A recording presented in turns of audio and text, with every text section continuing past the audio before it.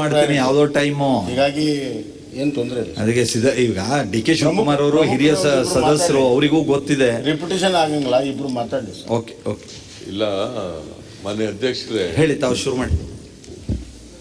ನಾನು ಇತ್ತೀಚೆಗೆ ಸದನ ಪ್ರಾರಂಭ ಆಗೋದಕ್ಕಿಂತ 2 ದಿನ ಮುಂಚಿತವಾಗಿ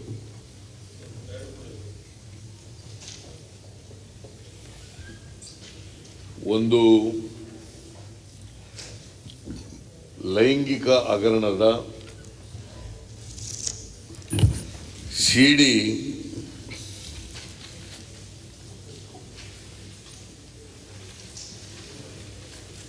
ಎಲ್ಲ ಟಿವಿ ಚಾನೆಲ್ಗಳಲ್ಲಿ, ಯೂಟ್ಯೂಬ್ಗಳಲ್ಲಿ, ಸೋಷಿಯಲ್ ಮೀಡಿಯಾಗಳಲ್ಲಿ ಪ್ರಸಾರ ಆಗ್ತದೆ.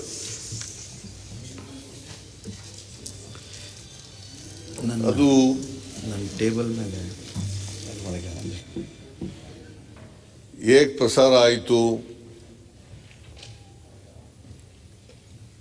ಅನ್ನೋದ್ರ ಬಗ್ಗೆ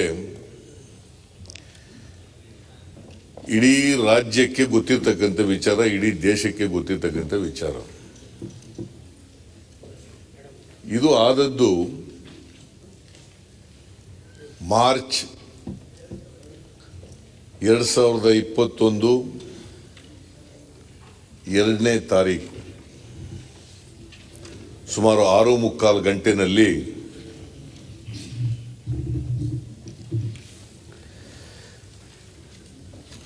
ಒಬ್ಬ ದಿನೇಶ್ ಕಲ್ಲಳ್ಳಿ ಅಂತಕ್ಕಂಥವರು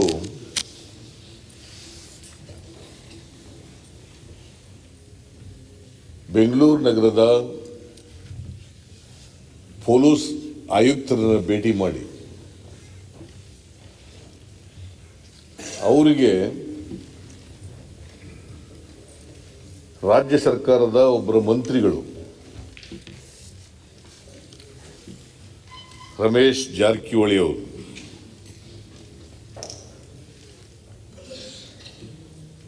ಅವರು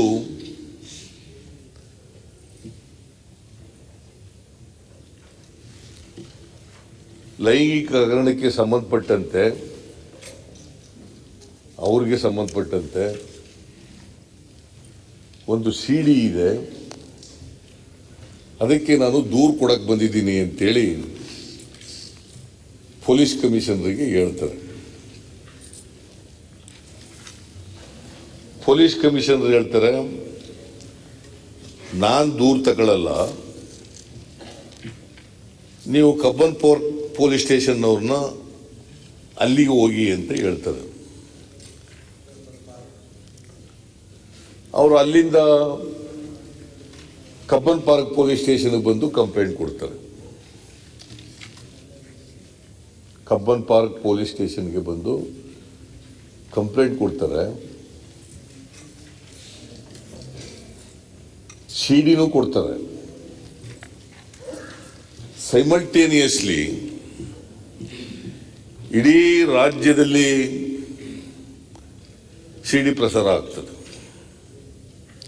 ಟೆಲಿವಿಷನ್ನಲ್ಲಿ ಪ್ರಸಾರ ಆಗ್ತದೆ, ಯೂಟ್ಯೂಬ್ನಲ್ಲಿ ಪ್ರಸಾರ ಆಗ್ತದೆ, ಸೋಷಿಯಲ್ ಮೀಡಿಯಾದಲ್ಲಿ ಪ್ರಸಾರ ಆಗ್ತದೆ, ಮತ್ತು ಎಲ್ಲ ಟಿವಿ ಚಾನೆಲ್ಗಳಲ್ಲೂ ಕೂಡ ಪ್ರಸಾರ ಆಗ್ತದೆ.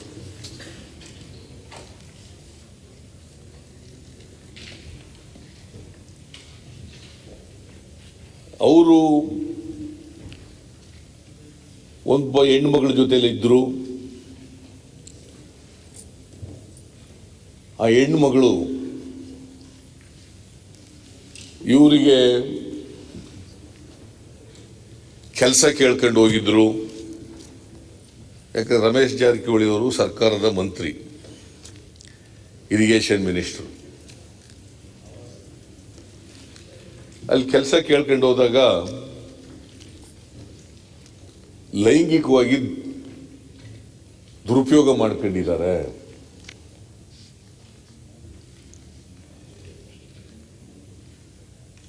ಇದನ್ನ ಅದಕ್ಕೆ ಸಂಬಂಧಪಟ್ಟಂತ ಸಿಡಿ ಇದು.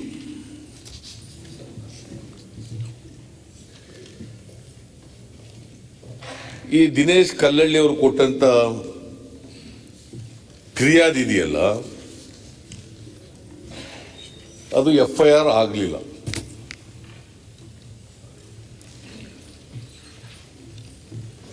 Though there is a cognizable offense in the FIR,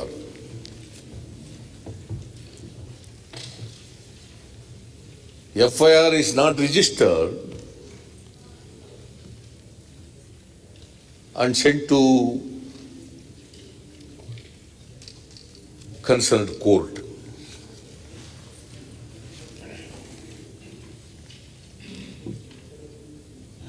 Nor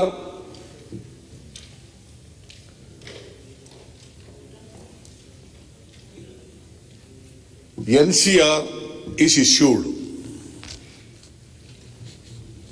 It is neither registered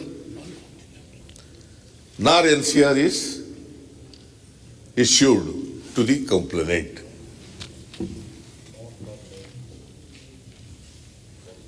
According to me,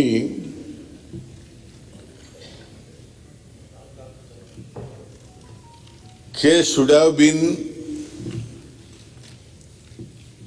taken up by the police. It has not been done.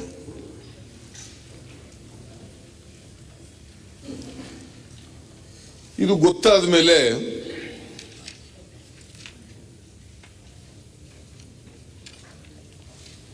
ಸುಮಾರು 9 ಗಂಟೆ ಅಷ್ಟೊತ್ತಿಗೆ, ರಾತ್ರಿ 9 ಗಂಟೆ ಅಷ್ಟೊತ್ತಿಗೆ ರಮೇಶ್ ಜಾರಕಿಹೊಳಿ ಅವರು Honorable Minister, he made a statement in responding to the media reports, and he has denied his involvement in this scandal.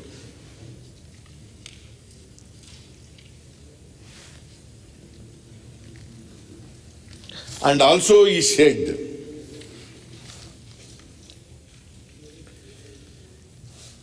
the videos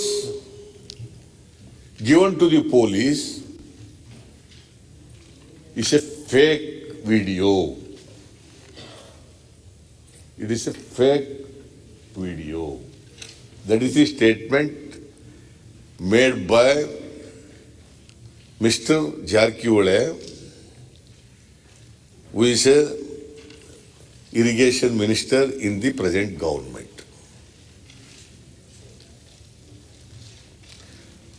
ಅದು ಹೇಳಿದ ಮೇಲೆ 2ನೇ ತಾರೀಕು 9 ಗಂಟೆಗೆ ಅದನ್ನ ಸ್ಟೇಟ್ಮೆಂಟ್ ಕೊಡ್ತಾರೆ. ಆಮೇಲೆ ಅವ್ರ ಮೇಲೆ ಒತ್ತಡಗಳೆಲ್ಲ ಬಂದ ಮೇಲೆ, ಪಾರ್ಟಿಯಿಂದ ಒತ್ತಡ ಬಂದ ಮೇಲೆ, ಟಿವಿ ಚಾನೆಲ್ ಮಾಧ್ಯಮಗಳಿಂದ ಒತ್ತಡ ಬಂದ ಮೇಲೆ, on 3rd March he resigned.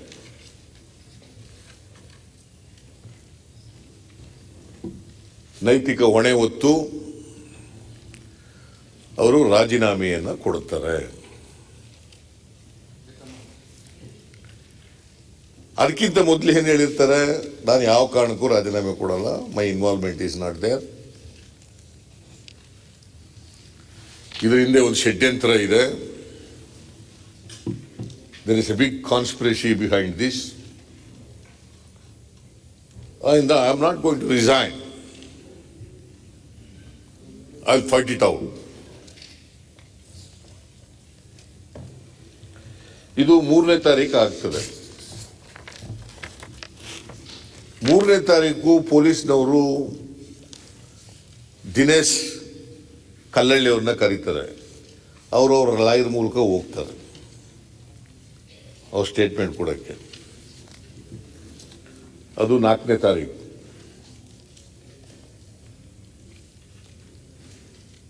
ಇದಾದ್ಮೇಲೆ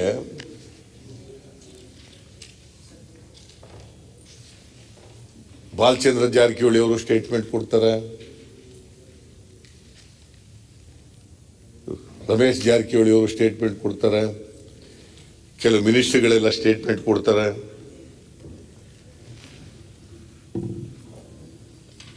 ಕೊಟ್ಟು ರಮೇಶ್ ಜಾರಕಿಹೊಳಿ ಅವರು ಏನು ಹೇಳ್ತಾರೆ, ಈ ಸಿಡಿ ತಯಾರು ಮಾಡೋಕ್ಕೆ ಸುಮಾರು 20 ಕೋಟಿ ರೂಪಾಯಿ ಖರ್ಚಾಗಿದೆ.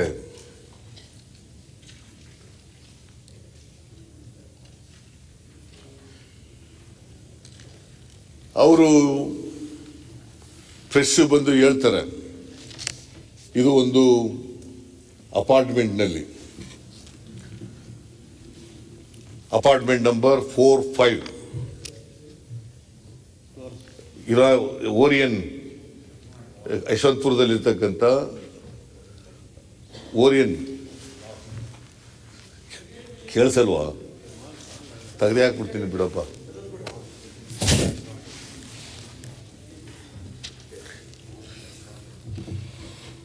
ಓರಿಯನ್ ಅಪಾರ್ಟ್ಮೆಂಟ್ ಇದೆಯಲ್ಲ, ಅಲ್ಲಿ 4-5ರಲ್ಲಿ ಇದು ತಯಾರಾಗಿದೆ ಸಿಡಿ.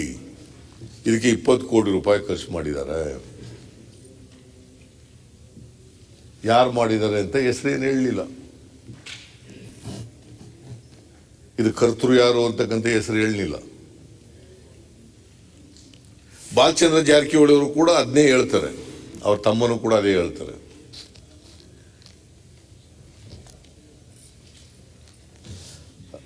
ಇದಾದ್ಮೇಲೆ ರಾಜೀನಾಮೆ ಕೊಟ್ಟ ಮೇಲೆ 6/3/2021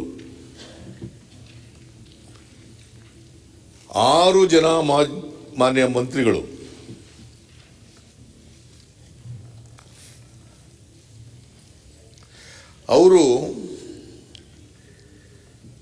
ಅವ್ರ ಹೆಸರುಗಳು ಎಲ್ರಿಗೂ ಗೊತ್ತಿದೆ, ಆದರೂ ಕೂಡ ನಾನು ಇಲ್ಲಿ ಪ್ರಸ್ತಾಪ ಮಾಡ್ತೇನೆ. BC Patil, mister Hebbar, ST Somashekar, doctor Sudhakar, Narayanagowda, Byrathi Basavaraj. 6 ಜನ ಮಿನಿಸ್ಟ್ರಿಗಳು 5ನೇ ತಾರೀಕು 6/5/6 ಸಿಟಿ ಸಿವಿಲ್ ಕೋರ್ಟ್ ಮುಂದೆ ಒಂದು ಸಿವಿಲ್ ಸೂಟ್ ಹಾಕ್ತಾರೆ. Civil suit for permanent injunction. The prayer is permanent injunction. Along with the civil suit, they also filed an interlocutory application seeking temporary injunction.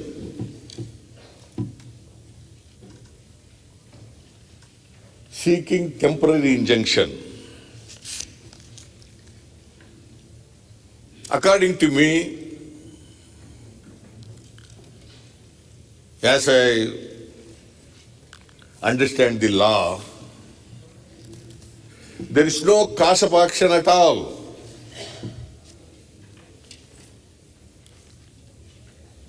Without any cause of action, the civil suit is filed before the city civil court.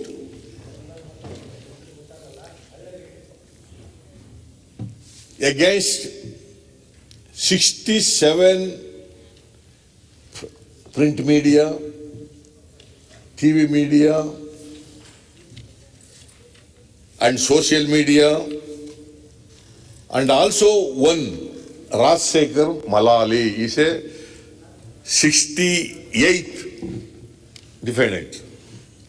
67 are media and Malali from Ballari. Rajsekhar Malali. None prakara there is no cause of action at all. Because there is no occurrence of incident or it injured the rights of the plaintiffs.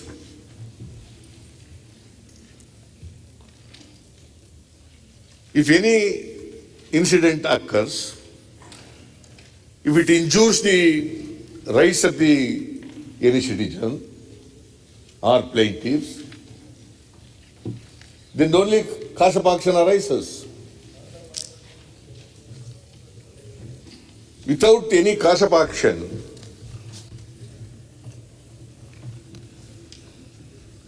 he is filed before the civil court on the ground that 2nd of March, a CD was released and published in all the TV channels, telecasted in all the channels.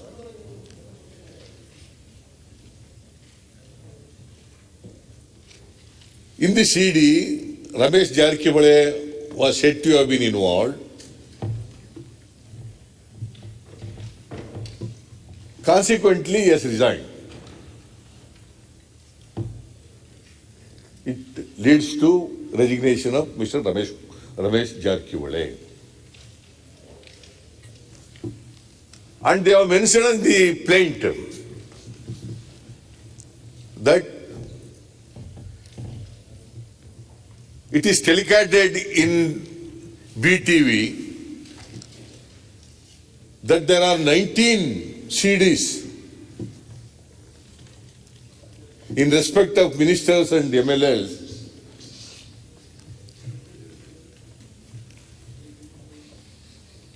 and they may be released, they may be telecasted, they may be reported.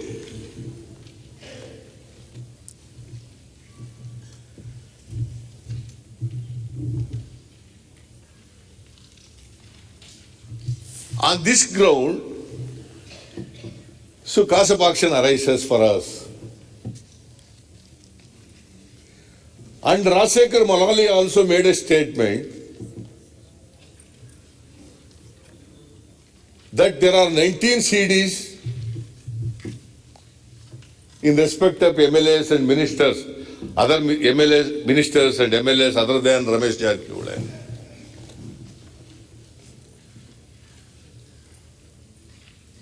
So it is mentioned in the plaint. The plaintiffs mentioned it in the plaint.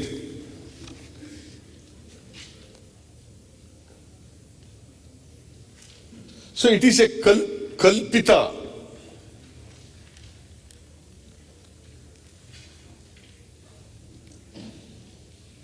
ಒಂದು ಆಪಾದನೆ, ಕಲ್ಪಿತ ಆಪಾದನೆ.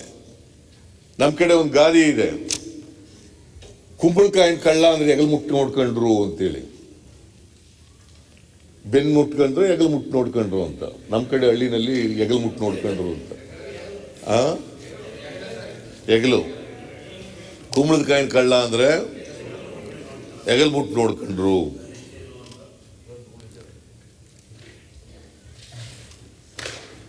I don't know what made this honorable minister to approach the civil court and get the temporary injunction. If they are clear in their mind, they have not done anything which violates the law or it attracts Indian Penal Code or other laws.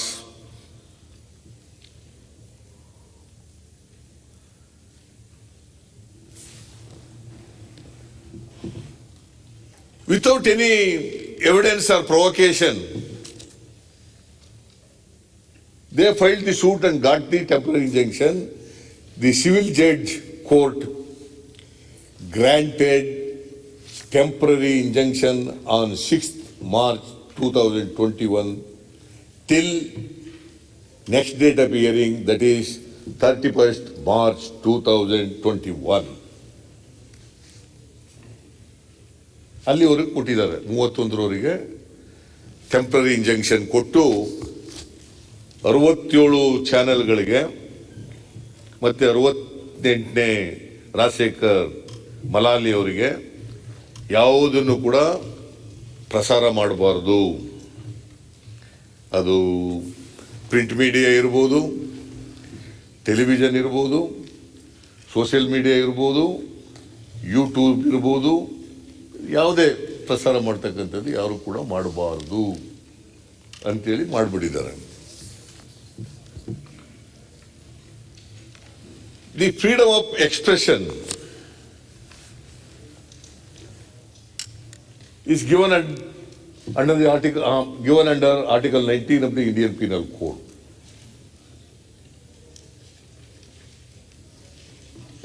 And every citizen of this country is expected to know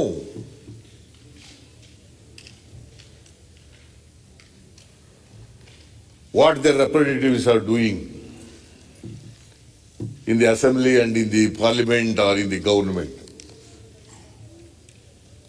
It is the right. ಅವ್ರು ಏನು ಹೇಳಿದ್ದಾರೆ, injection ಕೊಡದೆ ಹೋಗ್ಬಿಟ್ರೆ ನಾವು ನಮ್ಮ ಕ್ಷೇತ್ರದಲ್ಲಿ ಜನಸೇವೆ ಮಾಡ್ಕೊಂಡಿದ್ದೀವಿ, ಮಂತ್ರಿಗಳಾಗಿ ಜನಸೇವೆ ಮಾಡ್ಕೊಂಡು ಬಂದಿದ್ದೀವಿ, ರಾಜ್ಯದಲ್ಲಿ ನಮಗೆ ಒಳ್ಳೆ ರೆಪ್ಯುಟೇಷನ್ ಇದೆ, ಇದೆಲ್ಲ ಮಣ್ಣು ಪಾಲಾಗ್ಬಿಡ್ತದೆ, ತೇಜೋವಧಿ ಆಗ್ಬಿಡ್ತದೆ ಅಂತೇಳಿ ಅವರು ಇಂಜೆಕ್ಷನ್ ಅನ್ನು ತಗೊಂಡಿರ್ತಕ್ಕಂಥದ್ದು. ನನಗೆ ಇವರು ಆಲ್ 6 ಮಿನಿಸ್ಟರ್ಸ್ 2 ಸಾರಿ ಓದ್ತಕ್ಕಂತಾರೆ. ಎಸ್ MLA ಓದ್ತಕ್ಕಂತಾರೆ, ಎಸ್ ಮಿನಿಸ್ಟರ್ ಓದ್ತಕ್ಕಂತಾರೆ.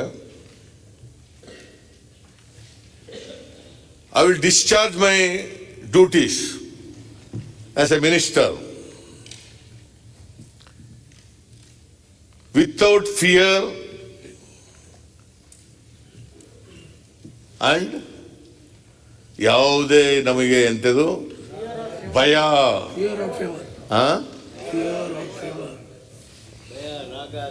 ಭಾಗ ರಾಗ ದ್ವೇಷ ಯಾವುದು ಇಲ್ದೇನೆ ಕೆಲಸ ಮಾಡ್ತೀನಿ ಅಂತ ಹೇಳ್ತಾರೆ. Why they are afraid? Why they are feared if they have not done anything?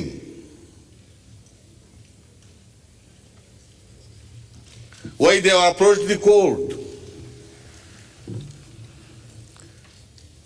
seeking the protection from the court?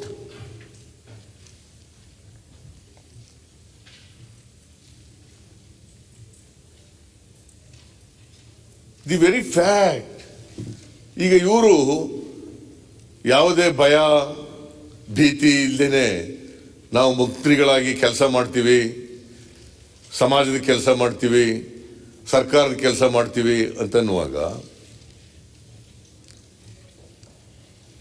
ಭಯ ಯಾಕೆ ಇವರಿಗೆ? ಇವರು ಜನರಿಗೆ ಹೆಂಗೆ ರಕ್ಷಣೆ ಕೊಡ್ತಾರೆ? ಇವರು ಅವ್ರ ಕ್ಷೇತ್ರದ ಜನರಿಗೆ, ರಾಜ್ಯದ ಜನರಿಗೆ ಹೆಂಗೆ ರಕ್ಷಣೆ ಕೊಡ್ತಾರೆ? ಅವ್ರಿಗೆ ರಕ್ಷಣೆ ಇಲ್ಲ ಅಂತ ಭಯದಿಂದ ಇರುವಾಗ ಬೇರೆ ಜನರಿಗೆ ಹೆಂಗೆ ರಕ್ಷಣೆ ಕೊಡ್ತಕ್ಕಂಥದ್ದು ಸಾಧ್ಯ ಆಗ್ತದೆ? ಮಾನ್ಯ ಸಭಾಧ್ಯಕ್ಷರೇ, ಒಂದೇ ನಿಮಿಷ. ಇದ್ಯಾಕೆ ಮಧ್ಯದಲ್ಲಿ ಎದ್ದೇಳ್ಬೇಕು ಅಂತ ನಿಮ್ದು ಅಭ್ಯಾಸನ? ಅಲ್ಲ, ಮಾತಾಡ್ಲಿ ಪಾಪ, ನಂದೇನು ತಕರಾರಿಲ್ಲ, ಮಾತಾಡಿ. ಮಾನ್ಯ ಸಭಾಧ್ಯಕ್ಷರೇ, ಸನ್ಮಾನ್ಯ ವಿರೋಧ ಪಕ್ಷದ ನಾಯಕರು ಫ್ಯಾಕ್ಟ್ಸನ್ನು ಹೇಳ್ತಾ ಸ್ವಲ್ಪ ಅವ್ರ ಆರ್ಗ್ಯುಮೆಂಟನ್ನು ವಿಸ್ತರಣೆ ಮಾಡ್ತಾ ಇದ್ದಾರೆ. ನನ್ನ ಪ್ರಕಾರ ಮಾನ್ಯ ಸಭಾಧ್ಯಕ್ಷರೇ, ನಾವು ಓತೆಲ್ಲ ತೊಗೊಂಡಿರ್ತೀವಿ, ರಾಗ ದ್ವೇಷ ಭಯ ಇಲ್ಲ ಅಂತ. ಇವತ್ತು ಅವರು ಆತಂಕ ಪಟ್ಟಿರುವಂಥದ್ದು ಈ ಷಡ್ಯಂತ್ರಕ್ಕೆ ಯಾರಾದರೂ ಕೂಡ ಆತಂಕ ಪಡುವಂಥದ್ದು. ಯಾಕಂದರೆ ಉದಾಹರಣೆ ಹೇಳ್ಬಿಡ್ತೀನಿ. ನಿಮ್ಮ ಸರ್ಕಾರ ಇದ್ದಾಗ ಒಬ್ಬ ಮಂತ್ರಿಗಳು ಇದೇ ಥರ ಲೈಂಗಿಕ ಕಿರುಕುಳ ಸಿಡಿ ಬಂತು, ಮಾಧ್ಯಮದಲ್ಲೆಲ್ಲ ಬಂತು. ಅಲ್ಲಿ ಆ ಹೆಣ್ಮಗಳೇ ಡೈರೆಕ್ಟಾಗಿ ಕಂಪ್ಲೇಂಟ್ ಕೊಟ್ಟಿದ್ಲು. ಅಷ್ಟೆಲ್ಲ ಆದಮೇಲೆ ತಾವು ರೆಸಿಗ್ನೇಷನ್ ತೊಗೊಂಡ್ರಿ. ಅದೇ ಒಂದೇ ನಿಮಿಷ ಅಲ್ಲ, ಅದೆಲ್ಲ ಟೈಮಿಂಗು ಎಲ್ಲರಿಗೂ ಗೊತ್ತಿರೋ ವಿಚಾರ. ತಾವು ರೆಸಿಗ್ನೇಷನ್ ತೊಗೊಂಡ್ರಿ, ಅದಾದಮೇಲೆ ಒಂದು ಇಂಕ್ವೈರಿ ಕೂಡ ನೀವು ಮಾಡಿಸಿದ್ರಿ. ಆ ಇಂಕ್ವೈರಿಯಲ್ಲಿ ಏನಾಯಿತು, ಅದು ಫೇಕ್ ಸಿ ಡಿ ಅಂತ ಬಂತು, ಕಾನ್ಸ್ಪಿರಸಿ ಫೇಕ್ ಸಿ ಡಿ ಅಂತೆಲ್ಲ ಬಂತು. ಈಗ ಯಾವ ಸಚಿವರು ಅವತ್ತು ರಾಜೀನಾಮೆ ಕೊಟ್ಟಿದ್ದರು ಅವ್ರ ಸ್ಥಾನ ಕಳ್ಕೊಂಡ್ರು, ಮರ್ಯಾದೆನೂ ಕಳ್ಕೊಂಡ್ರು, ಎಲ್ಲ ಕಳ್ಕೊಂಡ್ರು. ಅದನ್ನು ರಿಸ್ಟೋರ್ ಮಾಡೋಕ್ಕಾಗಲಿಲ್ಲ. ನಾನು ಅವ್ರ ತರಪಿ ಮಾತಾಡ್ತೀನಿ ಅಂತಲ್ಲ, ಒಂದು ಘಟನೆ ನಡೆದಂಥ ಸಂದರ್ಭದಲ್ಲಿ ಅದನ್ನು ರಿಸ್ಟೋರ್ ಮಾಡೋಕ್ಕಾಗದಿರುವಂಥ ಸಂದರ್ಭದಲ್ಲಿ ಯಾರು ಷಡ್ಯಂತ್ರಕ್ಕೆ ಒಳಗಾಗಿದ್ದಾರೆ ಅಥವಾ ಒಳಗಾಗ್ತಾರೆ ಅದಕ್ಕೆ ರಕ್ಷಣೆ ಕೊಡೋದಕ್ಕೆ ಕಾನೂನಿದೆ, ಕೋರ್ಟ್ ಇದೆ. ಅದೇ ಸಿ ಡಿಯಲ್ಲಿ ಸಚಿವರ ಜೊತೆಗಿರುವಂಥ ಸಿ ಡಿಯಲ್ಲಿ ಇನ್ನೊಬ್ಬರು ಶಾಸಕರಿದ್ದರು, ಅವ್ರು ಹೋಗಿ ಕೋರ್ಟ್ಗೆ ಹೋಗಿ ಸ್ಟೇ ತೊಗೊಂಬಂದ್ರು. ಅವತ್ತು ನಿಮ್ಮ ಸರ್ಕಾರದಲ್ಲಿ ನಿಮ್ಮ ಶಾಸಕರೇ ಅಲ್ಲಿ ಹೇಳಿದ್ರು ನೋಡಿ, ಅವ್ರು ಹೇಳ್ತಾರೆ, ಹೆಸರು ಹೇಳ್ತಾರೆ. ನಾನು ಹೆಸರು ಹೇಳ್ಬಾರ್ದು ಅಂತ ತೀರ್ಮಾನ ಮಾಡಿದ್ದೀನಿ.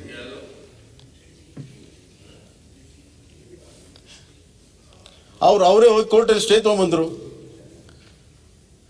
ಯಾಕಂದರೆ ಈ ಒಂದು ಷಡ್ಯಂತ್ರದಲ್ಲಿ ನಾನು ಭಾಗಿಯಾಗಿದ್ದೇನೆ ಅಂತ ಅವ್ರಿಗೆ ಆತಂಕ ಬಂತು. ಕುಂಬಳಕಾಯಿ ಕಳ್ಳ ಅಂತ ಹೆಗಲ್ಮುಟ್ಟು ನೋಡ್ಕೊಳ್ಳೋ ಪ್ರಶ್ನೆ ಯಾವಾಗ ಇರಲಿಲ್ವಾ? ಹೀಗಾಗಿ ಒಂದು ಘಟನೆ ಆದಾಗ ಅದರ ಪರಿಣಾಮಗಳು ಸುತ್ತಲೇನಾಗ್ತದೆ ಅನ್ನುವಂಥದ್ದು ಇಡೀ ಸಮಾಜಕ್ಕೆ ಗೊತ್ತಿದೆ, ನಮಗೂ ಗೊತ್ತಿದೆ. ಅದಕ್ಕಾಗಿ ಆ ಷಡ್ಯಂತ್ರಕ್ಕೆ ರಕ್ಷಣೆ ತೆಗೆದುಕೊಳ್ಳೋ ಸಲುವಾಗಿ ಕೋರ್ಟ್ನಲ್ಲಿ ಕಾನೂನು ಪ್ರಕಾರ ಅಧಿಕಾರ ಇದೆ, ಆ ಅಧಿಕಾರನ ಅವ್ರು ಚಲಾಯಿಸಿದ್ದಾರೆ. ತಪ್ಪೇನಿದೆ? ಹಂಗಂದ್ರೆ ಎಲ್ಲರೂ ಈ ಥರ fake C D, fabricated C D ಮಾಡ್ತಾ ಹೋದರೆ ನಾಳೆ ನಮ್ಮ ಮೇಲೂ ಬರ್ಬೋದು, ಅವ್ರ ಮೇಲೂ ಬರ್ಬೋದು, ಯಾರ ಮೇಲೂ ಕೂಡ ಬರ್ಬೋದು. ಸೀನಿಯರ್ ಇದು ಮೆಂಬರು ಇನ್ನ ಪ್ರೆಸೆಂಟ್ ಮಾಡ್ತಾ ಇದ್ದಾರೆ. Still we are presenting. ಅವ್ರಿಗೆ ಬೇಕಾದಷ್ಟು ಅವಕಾಶ ಇದೆ ಉತ್ತರ ಕೊಡಕ್ಕೆ, ಏನ್ ಬೇಕಾದ್ರೂ ಹೇಳಕ್ ಅವಕಾಶ ಇದೆ. Is a minister, treasury bench ಅಲ್ಲಿ ಇದ್ದಾರೆ, ನಾವು ಅಪೋಸಿಷನ್ ಪಾರ್ಟಿಲಿ ಇದ್ದೀವಿ. ಮಾತಾಡಕ್ಕೆ ಬಿಡಿ, ಆಮೇಲೆ you just come to a conclusion. ನಾವು ನಿಮ್ಗೆ ಬೇರೆ ವಿಷಯದಲ್ಲಿ ಕನ್ವಿನ್ಸ್ ಮಾಡ್ಲಿಕ್ಕೆ ಏನ್ ನಡೀತು ನಾನು ಏನ್ ಹೇಳ್ತೀನಿ ಅಂತ ಪ್ರಯತ್ನ ಮಾಡ್ತಾ ಇದೀವಿ.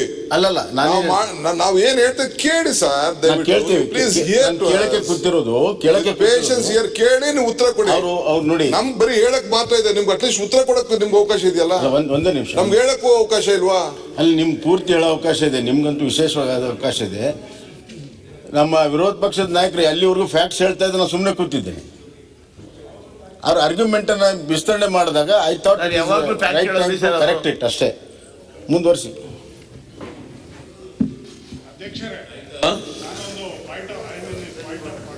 ಏನ್ ಪಾಯಿಂಟ್ ಆಫ್ ಆರ್ಡರ್ ರೀ? Order as provided under 3. ನಾನು ಇನ್ನೂ ಸಬ್ಮಿಟ್ ಮಾಡಿ ಹೆಂಗ್ರಿ ಅಲೋ ಮಾಡಿದಿರ ಪಾಯಿಂಟ್ ಆಫ್ ಆರ್ಡರ್ಗೆ? ಒಂದ್ ನಿಮಿಷ ಕೇಳ್ಬೇಡ. ಓಕೆ ಮಾಡಿ. ಈಗ ಬೋಪಯ್ಯ ಅವರು ಹೇಳಿ. 6 ಜನ ಮಂತ್ರಿಗಳು ಸೂಟ್ ಫೈಲ್ ಮಾಡಿದ್ದಾರೆ, ಇಂಟೀರಿಯರ್ ಆರ್ಡರ್ ಕೊಟ್ಟಿದ್ದಾರೆ. Matter is still pending before the civil judge for adjudication. ಹಾಗಿರುವಾಗ there is no cause of action ಅಂದ್ರೆ is commenting upon the interim order our honourable opposition leader. Can it be allowed? ಇದರ ಬಗ್ಗೆ ನೀವು decision ಕೊಡಬೇಕು. ಇಲ್ಲ, ಮನೆ ಅಧ್ಯಕ್ಷರೇ ಯಾಕೆ ನಿಂತ್ಬಿಟ್ರೆ ಅಷ್ಟೇ. ಬೋಪಯ್ಯನವ್ರೆ, ಆಯ್ತು, ಪಾಯಿಂಟ್ ಆಫ್ ಆರ್ಡರ್ ಓಕೆ, ನಿಂತ್ಕೋಬೇಡಿ ಅಂತ ಅಷ್ಟೇ. ಮನೆ ಅಧ್ಯಕ್ಷರೇ, ನಾನು ಕಾಸಪ್ ಆಕ್ಷನ್ ಇಲ್ಲ ಅಂತ ಹೇಳಿದ್ರೆ ಅದು ಮೆರಿಟ್ ಮೇಲಲ್ಲ ನಾನು ಹೇಳಿರೋದು. ನನ್ನ ಪ್ರಕಾರ, according to me as an advocate, there is no cause of action for the plaintiffs. ಇದು ಏನಿದ್ರು before the court. That is what I said. There is no cause of action. It does not mean interim order passed by the civil judge may be wrong. Does not mean ಅದು ಕೇಸ್ನ, ಅಲ್ಲಿರ್ತಕ್ಕಂಥ ಕೇಸ್ನ prejudice ಮಾಡ್ಬಿಡ್ತದೆ ಅಂತ ಅಲ್ಲ. Because already nothing but temporary cause of action ಇಲ್ಲ ಅಂದ್ರೆ temporary injunction is granted. Yes, see it is the discretionary power of the sitting judge. ಎಲ್ಗೂ ಅದನ್ನ ಹೌ subjudice ಕ್ಯಾನ್ ಬರಲ್ಲ ಮಾನ್ಯ ವಿ ಅಧ್ಯಕ್ಷರೇ. Comment upon here? ಎಲ್ಲ ಕೋರ್ಟ್ ಇರ್ತಕ್ಕಂಥ ಮ್ಯಾಟರ್ ಸಬ್ಜುಡಿಸ್ ಬರಲ್ಲ. ಹಾಗಾದ್ರೆ ಲೆಜಿಸ್ಲೇಚರ್ ಒಂದು ಪಾರ್ಲಿಮೆಂಟ್ ಇವ್ರಿಗಿರ್ತಕ್ಕಂಥ ಜವಾಬ್ದಾರಿಗಳೇನು ಹಾಗಾದ್ರೆ? It is the discretion of the speaker. Yes, I raised you pass any question. It prejudices the proceedings of the matter which is pending. No, according to me, it does not prejudice ಮಾನ್ಯ the matter which is already there in the court. Sir Adrinda does not amount to prejudice. Sir it is I am not speaking on merit of the case. Bommai ಸಾಹೇಬ್ರು You are- ಮಾತಾಡಿ ಬಿಡಿ I am sir. not speaking on the merit of the Sir. case. Bommai ಈಗ this matter is a settled matter sir. ಏನು ಅಂದರೆ if some matter is under adjudication in any court or tribunals, it can't be discussed here, especially the merits of the case can't be discussed here because it is going to influence the proceedings of the court. ಆದ್ರಿಂದ ಬಹಳ ಅಧ್ಯಕ್ಷರೇ ಎಷ್ಟೋ ಚರ್ಚೆಗಳು ನಡೆದಿದೆ. ಅಲ್ಲ ಒಂದೇ ನಿಮಿಷ. Kaveri tribunal award ಬಗ್ಗೆ ಚರ್ಚೆ ಮಾಡಿಲ್ವಾ? ಒಂದ್ ನಿಮಿಷ ಅದ್ರ ಬಗ್ಗೆ ಚರ್ಚೆ ದಿನೇಶ್, ಮಾಡ್ತೀವಿ. ಟ್ರಿಬ್ಯುನಲ್ ಸಮಾಧಾನದಲ್ಲಿ ಇದ್ರೆ ಎಲ್ಲವೂ ಚರ್ಚೆ ಆಗುತ್ತೆ.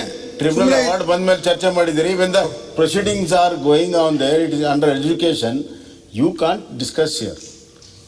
It is going to influence the proceedings there. ಇಲ್ಲ ಈಗ ಒಂದೇ ನಿಮಿಷ ಸಿದ್ದರಾಮಯ್ಯನವರು ಒಂದೇ ನಿಮಿಷ ನಾನು ಡಿ ಕೆ ರವಿ ಕೇಸ್ ನಲ್ಲಿ ಚರ್ಚೆ ನಡೆದಿದೆ ಇಲ್ಲಿ. Okay, ನಾನ್ ಹೇಳ್ಬಿಡ್ತೀನಿ. ನ್ಯಾಯಾಲಯದಲ್ಲಿ ಚರ್ಚೆ ನಡೆದಿದೆ.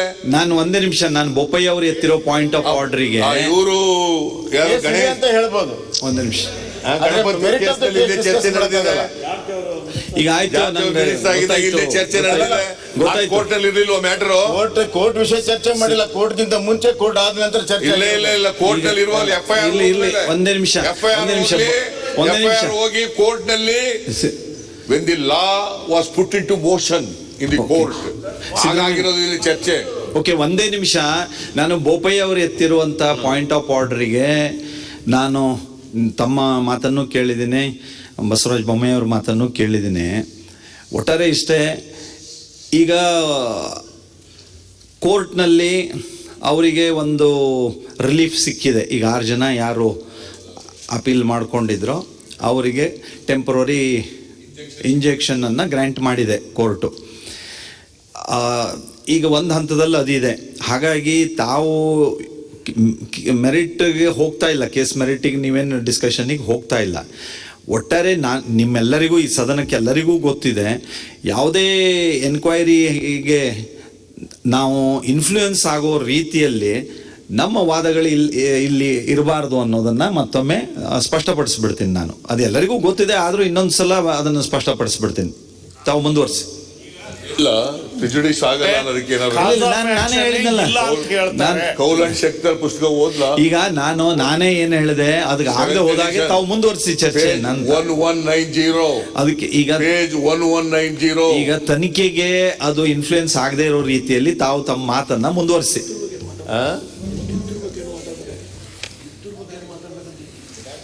ಅದರಿಂದ ಮಾನ್ಯ ಅಧ್ಯಕ್ಷರೇ, ನಾನು ಯಾಕೆ ಇದನ್ನು ಪ್ರಸ್ತಾಪ ಮಾಡಿದೆ ಅಂತಂದ್ರೆ, ಕರ್ನಾಟಕದ ಇತಿಹಾಸದಲ್ಲಿ ಈ ತರ ಮಂತ್ರಿಗಳು ಕೋರ್ಟ್ಗೆ ಹೋಗಿ ನಮಗೆ ಭಯ ಇದೆ, ಆತಂಕ ಇದೆ ಅಂತೇಳಿ ನಮ್ಮ ಮೇಲೆ ಸಿಡಿ ಬಿಡುಗಡೆ ಆಗ್ಬೋದು, ನಮ್ಮ ಕ್ಯಾರೆಕ್ಟರ್ ಅಸಾಸಿನೇಷನ್ ಆಗ್ಬೋದು, ನಮ್ಮ ತೇಜೋವಧಿ ಆಗ್ಬೋದು ಅಂತೇಳಿ ಕೋರ್ಟ್ಗೆ ಹೋಗಿ ಮಂತ್ರಿಗಳು ಸ್ವಾತಂತ್ರ್ಯ ಬಂದ ಮೇಲೆ ಕರ್ನಾಟಕದ ಇತಿಹಾಸದಲ್ಲಿ ಯಾವ ಮಂತ್ರಿನೂ ಕೂಡ ಹೋಗಿ ತಗೊಂಡಿಲ್ಲ. ನನ್ನ ಪ್ರಕಾರ 4 ಜನ ಮಂತ್ರಿಗಳು ರಾಜೀನಾಮೆ ಕೊಟ್ಟಿದ್ದಾರೆ. ಒಬ್ರು ಕಿತ್ತೂರ್ ಅಂತ, ಒಬ್ರು ಹಿಂದೆ ಒಬ್ರು ಇವರು ಯಾರು ಮೇಟಿಯವರು, ಇನ್ನೊಬ್ರು ರಮೇಶ್ ಜಾರಕಿಹೊಳಿ. ಈಗ ಇವರು 6 ಜನ, 6 ಜನ ಮಂತ್ರಿಗಳು ಕೋರ್ಟ್ಗೆ ಹೋಗಿ ಪರ್ಮನೆಂಟ್ ಇಂಜೆಕ್ಷನ್ ಕೇಳಿ ಟೆಂಪರರಿ ಇಂಜೆಕ್ಷನ್ ತಗೊಂಡು ಪ್ರೊಟೆಕ್ಷನ್ ಅಲ್ಲಿ ಇರ್ತಕ್ಕಂಥದ್ದು ಕರ್ನಾಟಕದ ಇತಿಹಾಸದಲ್ಲಿ ಇದೇ ಮೊದಲು. ಹಿಂದೆ ಯಾವ ಕಾಲದಲ್ಲೂ ಕೂಡ ಇದು ನಡೆದಿರಲಿಲ್ಲ.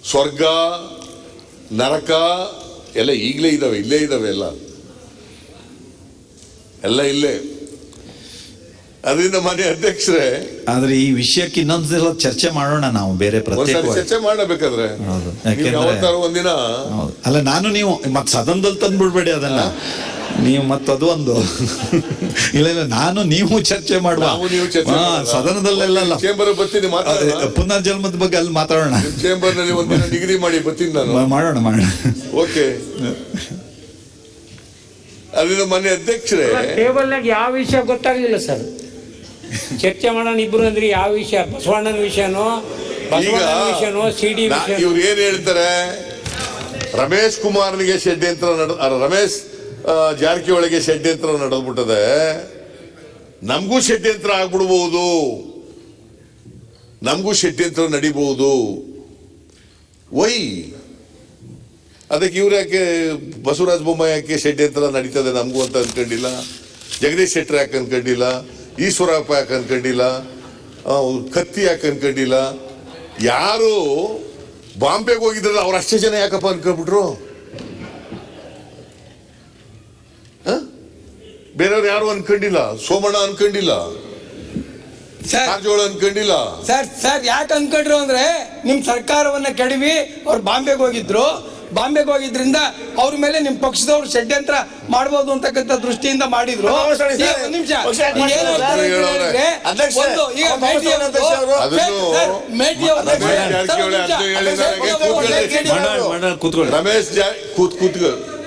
ರಮೇಶ್ ಜಾರಕಿಹೊಳಿ ಅವರು ಏನ್ ಹೇಳಿದ್ದಾರೆ ಗೊತ್ತಾ? ಯೋಗೇಶ್ವರನಿಗೆ ಮಿನಿಸ್ಟರ್ ಮಾಡಬೇಕಾಗಿತ್ತು, ಪಾಪ ಈ ಸಮ್ಮಿಶ್ರ ಸರ್ಕಾರ ಬೀಳಿಸೋದ್ರಲ್ಲಿ 9 ಕೋಟಿ ರೂಪಾಯಿ ಕಳ್ಕೊಂಡ್ಬಿಟ್ಟಿದ್ದಾರೆ ಅಂತ. 9 ಕೋಟಿ ರೂಪಾಯಿ ಕಳ್ಕೊಂಡ್ಬಿಟ್ಟಿದ್ದಾರೆ ಅಂತೇಳಿ ರಮೇಶ್ ಜಾರಕಿಹೊಳಿ ಅವರು ಹೇಳಿದ್ದಾರೆ. ಅವ್ರಿಗೆ ಪಾಪ ಮನೆ ಸಾಲ ಮಾಡ್ಕೊಂಡು MTB ನಾಗರಾಜ್ ಹತ್ರ ಸಾಲ ತಕೊಂಡು 9 ಕೋಟಿ ಖರ್ಚು ಮಾಡಿಬಿಟ್ಟಿದ್ದಾರೆ. ಅದರ ಅರ್ಥ ಸರ್ಕಾರ ಬೆಳೆಸಲಿಕ್ಕೆ ದುಡ್ಡು ಖರ್ಚು ಮಾಡಿದ್ರು ಅಂತ ಆಯ್ತಲ್ಲ. ಅಧ್ಯಕ್ಷರೇ, ಅಡ್ಮಿಟೆಡ್ಲಿ ನಾನು ಆವತ್ತೇ ಮೀಡಿಯಾಗಳವ್ರು ಕೇಳಿದಾಗ ಹೇಳಿದ್ದೆ, ಅಡ್ಮಿಟೆಡ್ಲಿ ಇದೆಲ್ಲ ಅಪ್ಪಟ ಹಸಿ ಸುಳ್ಳು. ಅಲ್ಲಪ್ಪ ನಾನು ಹೇಳೋದಲ್ರಿ, MTB ಸಾಲನೂ ಕೊಟ್ಟಿಲ್ಲ. ಯೋಗೇಶ್ವರ್ ಹೇಳಿರೋದು ಇಲ್ಲ ಅಲ್ಲ, ರಮೇಶ್ ಜಾರಕಿಹೊಳಿ ಹೇಳಿರೋದು. ಅವ್ರು ಹೇಳಿದ್ದಾರೆ, ನನ್ನ ಮೀಡಿಯಾಗಳವ್ರು ಕೇಳಿದಾಗ ಹೇಳಿದ್ದೀನಿ, ನಾನು ಅವ್ರಿಗೂ ಸಾಲನೂ ಕೊಟ್ಟಿಲ್ಲ. ನೋಡಪ್ಪ, ಇಲ್ಲಿ ನೋಡಿ ಓದ್ತೀನಿ, ಸ್ವಲ್ಪ ಕೂತ್ಕೊಳ್ಳಿ. ರಮೇಶ್ ಜಾರಕಿಹೊಳಿ, ಸುಳ್ಳು. ಸರ್ಕಾರ ರಚನೆಗಾಗಿ CP ಯೋಗೇಶ್ವರ್ ತಮ್ಮ ಮನೆಯ ಮೇಲೆ 9 ಕೋಟಿ ರೂಪಾಯಿ ಸಾಲ ಮಾಡಿದ್ದರು. MTB ನಾಗರಾಜ್ ಕಡೆಯಿಂದ ಸಾಲ ತಂದರು ಎಂದು ಜಲಸಂಪನ್ಮೂಲ ಸಚಿವ ರಮೇಶ್ ಜಾರಕಿಹೊಳಿ ಹೇಳಿದರು. ನಾನು ಹೇಳಿದ್ದೆ ಇದು, ಅದಕ್ಕೆ ಉತ್ತರನೂ ಕೊಟ್ಟಿದ್ದೇನೆ. ನಾನು ಹೇಳಿದ್ದಲ್ಲ ಇದು, it is the statement of mister Ramesh Jarkiholi. ದಿನೇ ಮಾಡಿದಾರ ರಮೇಶ್ ಜಾರಕಿಹೊಳಿ? ಇಲ್ಲ, ಇದು ಹೇಳಿಲ್ಲ, ರಿಪೋರ್ಟ್ ಆಗ್ಬಿಟ್ಟದೆ ಅಂತ. ಇದು ಎಲ್ಲ ಪೂರ್ವ ಹೋದಕ್ಕೆ ಹೋಗಲ್ಲ. ನಾನು ಬಾಂಬೆ ಟೀಮ್ನ ಕ್ಯಾಪ್ಟನ್ ಅಲ್ಲ, ಕೊನೆಯ ಸದಸ್ಯ. ನಾಗೇಶ್ ಮುನಿರತ್ನ ಡ್ರಾಪ್ ಆಗಿದ್ದಾರೆ ಎನ್ನುವ ಕಲ್ಪನೆ ಇರಲಿಲ್ಲ. ಮುಂದಿನ ದಿನಗಳಲ್ಲಿ ಮಂತ್ರಿ ಮಾಡುತ್ತೇವೆ. ಸೋತವರಿಗೆ ಮನ್ನಣೆ ನೀಡಿದ್ದಕ್ಕೆ ಅಮಿತ್ ಶಾ ಅವರಿಗೆ ದೂರು ನೀಡುವ ಕೆಲ ಶಾಸಕರ ಹೇಳಿಕೆಗೆ ಯೋಗೇಶ್ವರಿಗೆ ಅಂದು ನಮ್ಮನ್ನು ಒಗ್ಗೂಡಿಸುವುದು ಯಾಕೆ ಬೇಕಿತ್ತು? ಕಷ್ಟಪಟ್ಟು ಆರೋಗ್ಯ ಹಾಳು ಮಾಡಿಕೊಂಡು ಆಗ ಅವರೆಲ್ಲ ಎಲ್ಲಿದ್ದರು ಎಂದು ಪ್ರಶ್ನಿಸಿದರು. ಇದು ಇವರೇ ಹೇಳಿರೋದು, ರಮೇಶ್ ಜಾರಕಿಹೊಳಿ ಹೇಳಿರೋದು. Yogeshwar MLC and is a minister ನಾವು, ಅವ್ರು ಹೇಳಿರೋದು ಇದು. ನೀವು ಯಾರ್ಯಾರು Does it not amount to economic offense? Corruption? ED? Does it not amount? Money laundering? ನಮ್ಗೆ ಅವೆಲ್ಲ ಗೊತ್ತಿಲ್ಲ. ಮನಿ ಲಾಂಡ್ರಿಂಗ್ ಅನುಭವಿಸ್ತಾ ಇರೋದ್ರಿಂದ ಗೊತ್ತಿದೆ. ED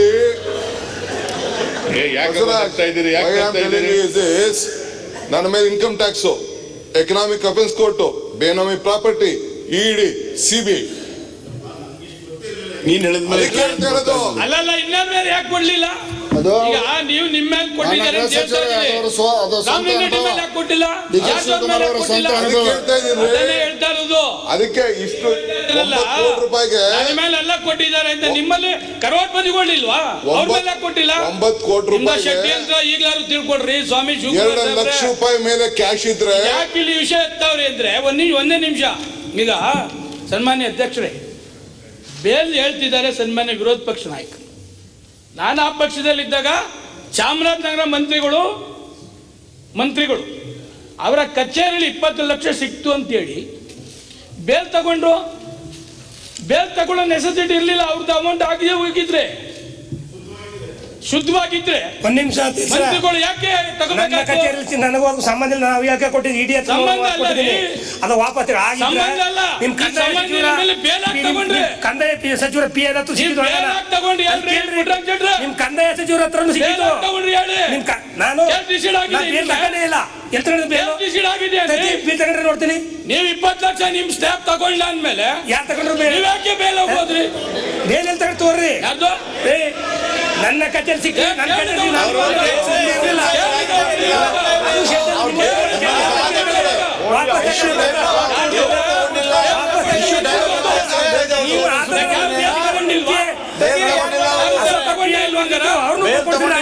ನಿಮ್ಮಲ್ಲಿ ಯಾರು ಬೇಲ ತಗೊಂಡಿಲ್ವಾ? ಯಾರು ಬೇಲ್ ತಗೊಂಡಿಲ್ಲ? ಯಾಕೆ ಕೇಳ್ತೀರಿ ಸ್ವಾಮಿ?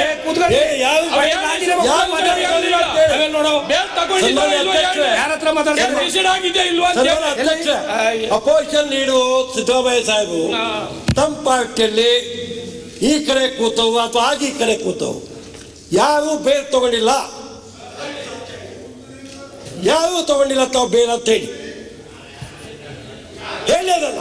ಅದು ಡಿಫೆನ್ಸ್ ರಾಸಲೀಲೆ ಅವರೆಲ್ಲ ಬೇಲ್ ತಗೊಂಡಿರೋದಕ್ಕೆ ನಾನು ತಗೋತೀನಿ ಅನ್ನೋದು ಡಿಫೆನ್ಸ್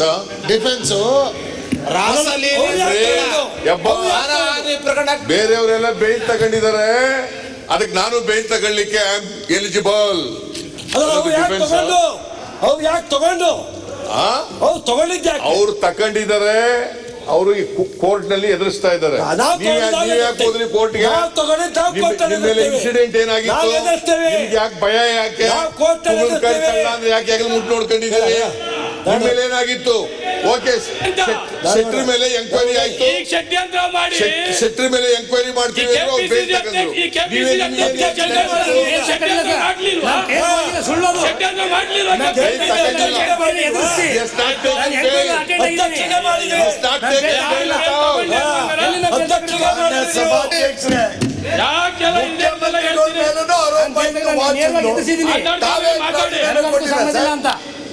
ಅಲ್ಲ ನಿಮ್ ಸರ್ಕಾರ ಇದ್ದಾಗ ನಿಮ್ ಮೇಲೆ ಆರೋಪ ಇರ್ಲಿಲ್ವಾ?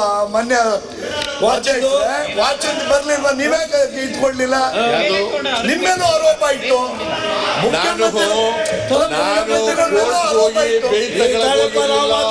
ಇರ್ಲಿಲ್ವಾ ತಮ್ಮ ಹತ್ರ ಆರೋಪ? ಇಟ್ ಅಮೌಂಟ್ಸ್ ಟು, ನೀವು ಕೂತ್ಕೊಳ್ರಿ ನಾರಾಯಣ ಗೌಡ್ರೆ, it amounts to temporary injunction ತಗೊಂಡಿದ್ದೀರಲ್ಲ, it amounts to anticipatory bail. ಆ ಮೀಡಿಯಾದವ್ರು ಪಬ್ಲಿಷ್ ಮಾಡಬಾರ್ದು ಅಂತ ಬಿಟ್ಟು ಬಂದ್ರೆ ಮೀಡಿಯಾದಲ್ಲಿ ಪಬ್ಲಿಷ್ ಆಗಿದ್ರೆ ನಿಮ್ದೆಲ್ಲ ಮಾನ ಮರ್ಯಾದೆ ಇದೆಯಾ? Is it not a fact? They have taken away the rights of the ಸನ್ಮಾನ್ಯ ಅಧ್ಯಕ್ಷ, media people. ಸನ್ಮಾನ್ಯ ಅಧ್ಯಕ್ಷ, It is supposed to be fourth pillar of the democracy. ಹಿಂದಿನ ಸಚಿವ ಸಂಪುಟದಲ್ಲಿ ಮೇಟಿ ಅವರು ಮಂತ್ರಿ ಇದ್ದು, ನಾವು ಆ ಶಾಸಕರಿದ್ವಿ. ಮೇಟಿ ಅವ್ರ ಮೇಲೆ ಒಂದು ಸಿಡಿ ಬಿಡುಗಡೆ ಆಯಿತು. ಎಲ್ಲಿ ಸಿಡಿ ಬಿಡುಗಡೆ ಆಯಿತು ಮೇಟಿ ಅವ್ರ ಮೇಲೆ ಮಂತ್ರಿ ಇದ್ದಾಗ. ಮೇಟಿ ಅವರು ರಾಜೀನಾಮೆ ಕೊಟ್ಟು ಅಥವಾ ರಾಜೀನಾಮೆ ಮುಖ್ಯಮಂತ್ರಿ ತಗೊಂಡು ಎರಡರಲ್ಲಿ ಯಾವುದಾದ್ರು ಒಂದು ಇರಲಿ. ಸನ್ಮಾನ್ಯ ಮುಖ್ಯಮಂತ್ರಿ ಸಿದ್ದರಾಮಯ್ಯನವರು ಆ ಕಾಲಕ್ಕೆ ಒಂದು ಎನ್ಕ್ವೈರಿ ಕಮಿಟಿ ನೇಮಿಸಿದ್ದು. ಎನ್ಕ್ವೈರಿ ಕಮಿಟಿನೂ ಆಯಿತು. ಮೇಟಿ ಅವರು ನಿರ್ದೋಷಿ ಅಂತ ಆಯಿತು. ಮೇಟಿ ಅವರು ನಿರ್ದೋಷಿ ಅಂತ ಆಯಿತು ಅಂತೇಳಿ ಒಂದು ದಿವಸ ಟಿ ವಿಯಲ್ಲಿ ಸಣ್ಣಕ್ಕೆ ಬಂತು. ಮೇಟಿ ಅವ್ರ ಕುಟುಂಬಕ್ಕೆ, ಮೇಟಿ ಅವ್ರ ಪರಿಸ್ಥಿತಿಗೆ, ಮೇಟಿ ಅವ್ರ ಗೌರವಕ್ಕಾಗಿರ್ತಕ್ಕಂಥ ಧಕ್ಕೆ ಯಾರು ತುಂಬಿಕೊಟ್ಟು? ನಿರ್ದೋಷಿ ಅಂತ ಆಗಿರ್ತಕ್ಕಂಥದ್ದು ಇವೇ ಮಾಡಿದಂಥ ಕಮಿಟಿ ಸಚಿವ ಸಂಪುಟದ ವಜಾ ಮಾಡಿದೆ ಅಥವಾ ಬಿಟ್ಟೋದು? ನಿರ್ದೋಷಿ ಅಂತ ಆಯಿತು. ಅವ್ರಿಗೆ ಹೋದಂಥ ಅಗೌರವಕ್ಕೆ ಯಾವ ಜವಾಬ್ದಾರು? ಮೀಡಿಯಾ ಜವಾಬ್ದಾರಿಯಾ? ಯಾವ ಜವಾಬ್ದಾರಿ?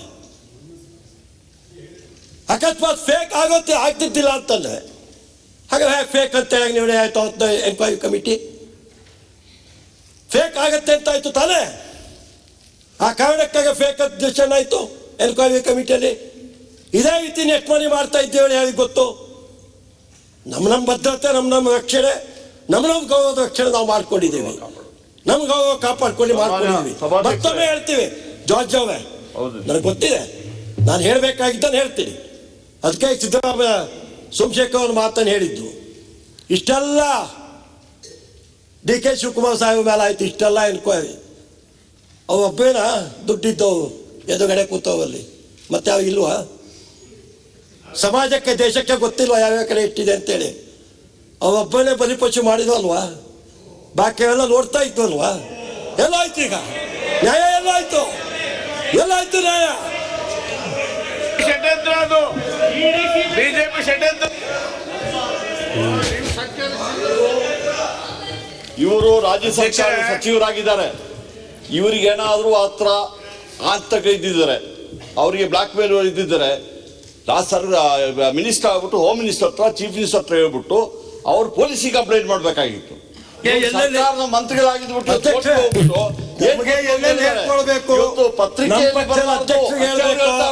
ಮುಖ್ಯಮಂತ್ರಿಗಳಿಗೆ ಹೇಳಬೇಕು,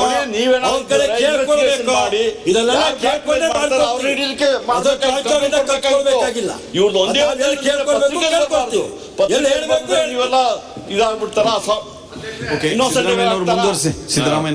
ಮಾನ್ಯ ಅಧ್ಯಕ್ಷರೇ, ಮಾನ್ಯ ಶಿವರಾಮ್ ಹೆಬ್ಬಾರ್ ಅವರು ಸರ್ ಯಾವುದಕ್ಕೆ ಒಂದಕ್ಕೊಂದಕ್ಕೆ ಸಂಬಂಧ ಇದೆ ಅಂತಕ್ಕಂಥ ವಿಚಾರಗಳನ್ನ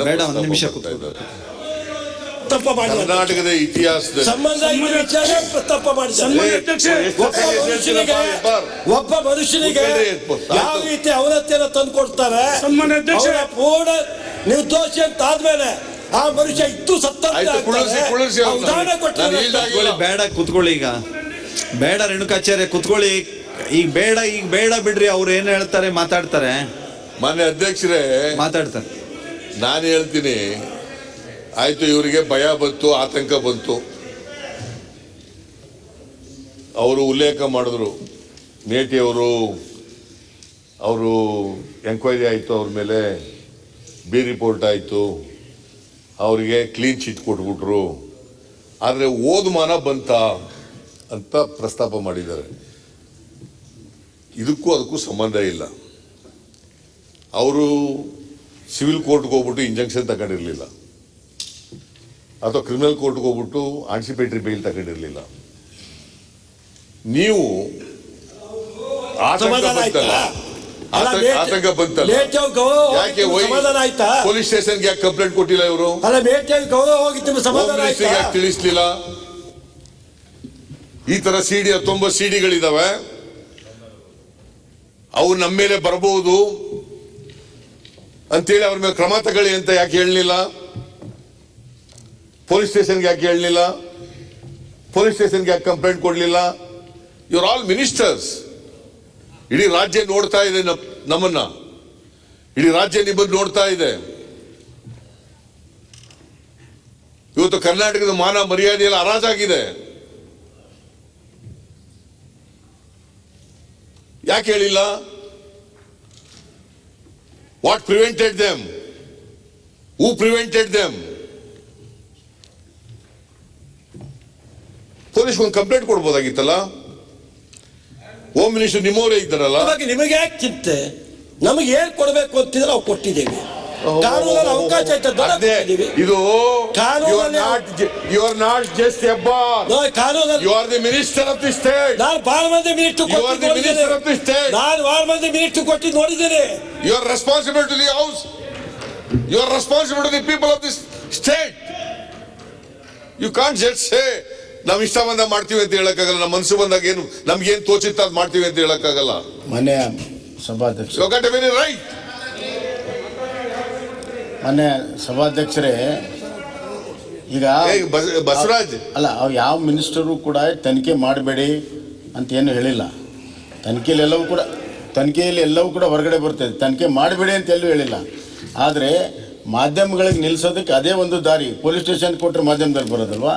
ಹೀಗಾಗಿ ಮಾಧ್ಯಮದಲ್ಲಿ ಪ್ರಕಟಣೆ ನಿಲ್ಲಿಸಿ ಅಂತ ಅನ್ನೋ ಸಲುವಾಗಿ ಅವ್ರು ಆಯ್ತಪ್ಪ, ಹೋಗಿರೋದು. ಷಡ್ಯಂತ್ರ ಇರೋರ ಮೇಲೆ ಕ್ರಮ ತಗೋಬೇಕ ಬೇಡವೇನ್ರಿ? ನಾವು ತೊಳ್ತಾ ಇದ್ದೇವಲ್ಲ ಈಗ. ಷಡ್ಯಂತ್ರ ಅಂತ ನೀವೇ ಹೇಳ್ತಿರಲ್ಲ. ಅದಕ್ಕೆ It is a ಷಡ್ಯಂತ್ರ. ಅದಕ್ಕೆ ಕ್ರಮ ಯಾರ್ದು ತೆಗೆದುಕೊಳ್ತಾ ಷಡ್ಯಂತ್ರ? ಅದ್ನ ಯಾರ್ದು ಹೇಳ್ತೀನಿ. ಷಡ್ಯಂತ್ರ? ಯಾರ ಮೇಲೆ ಷಡ್ಯಂತ್ರ? ಅದೇ ಅದ್ ಖಂಡಿತವಾಗಿಯೂ ಅದು ಹೇಳ್ತೀನಿ. ಗೊತ್ತಾಗಬೇಕಲ್ಲ. ತನಿಖೆ ಅದೇ ಮಾಡ್ತಿರೋದು, ತನಿಖೆ ಆಯ್ತು. ಸಂಪೂರ್ಣವಾಗಿ ಅದೇ ಬರ್ತಾ ಇರೋದು.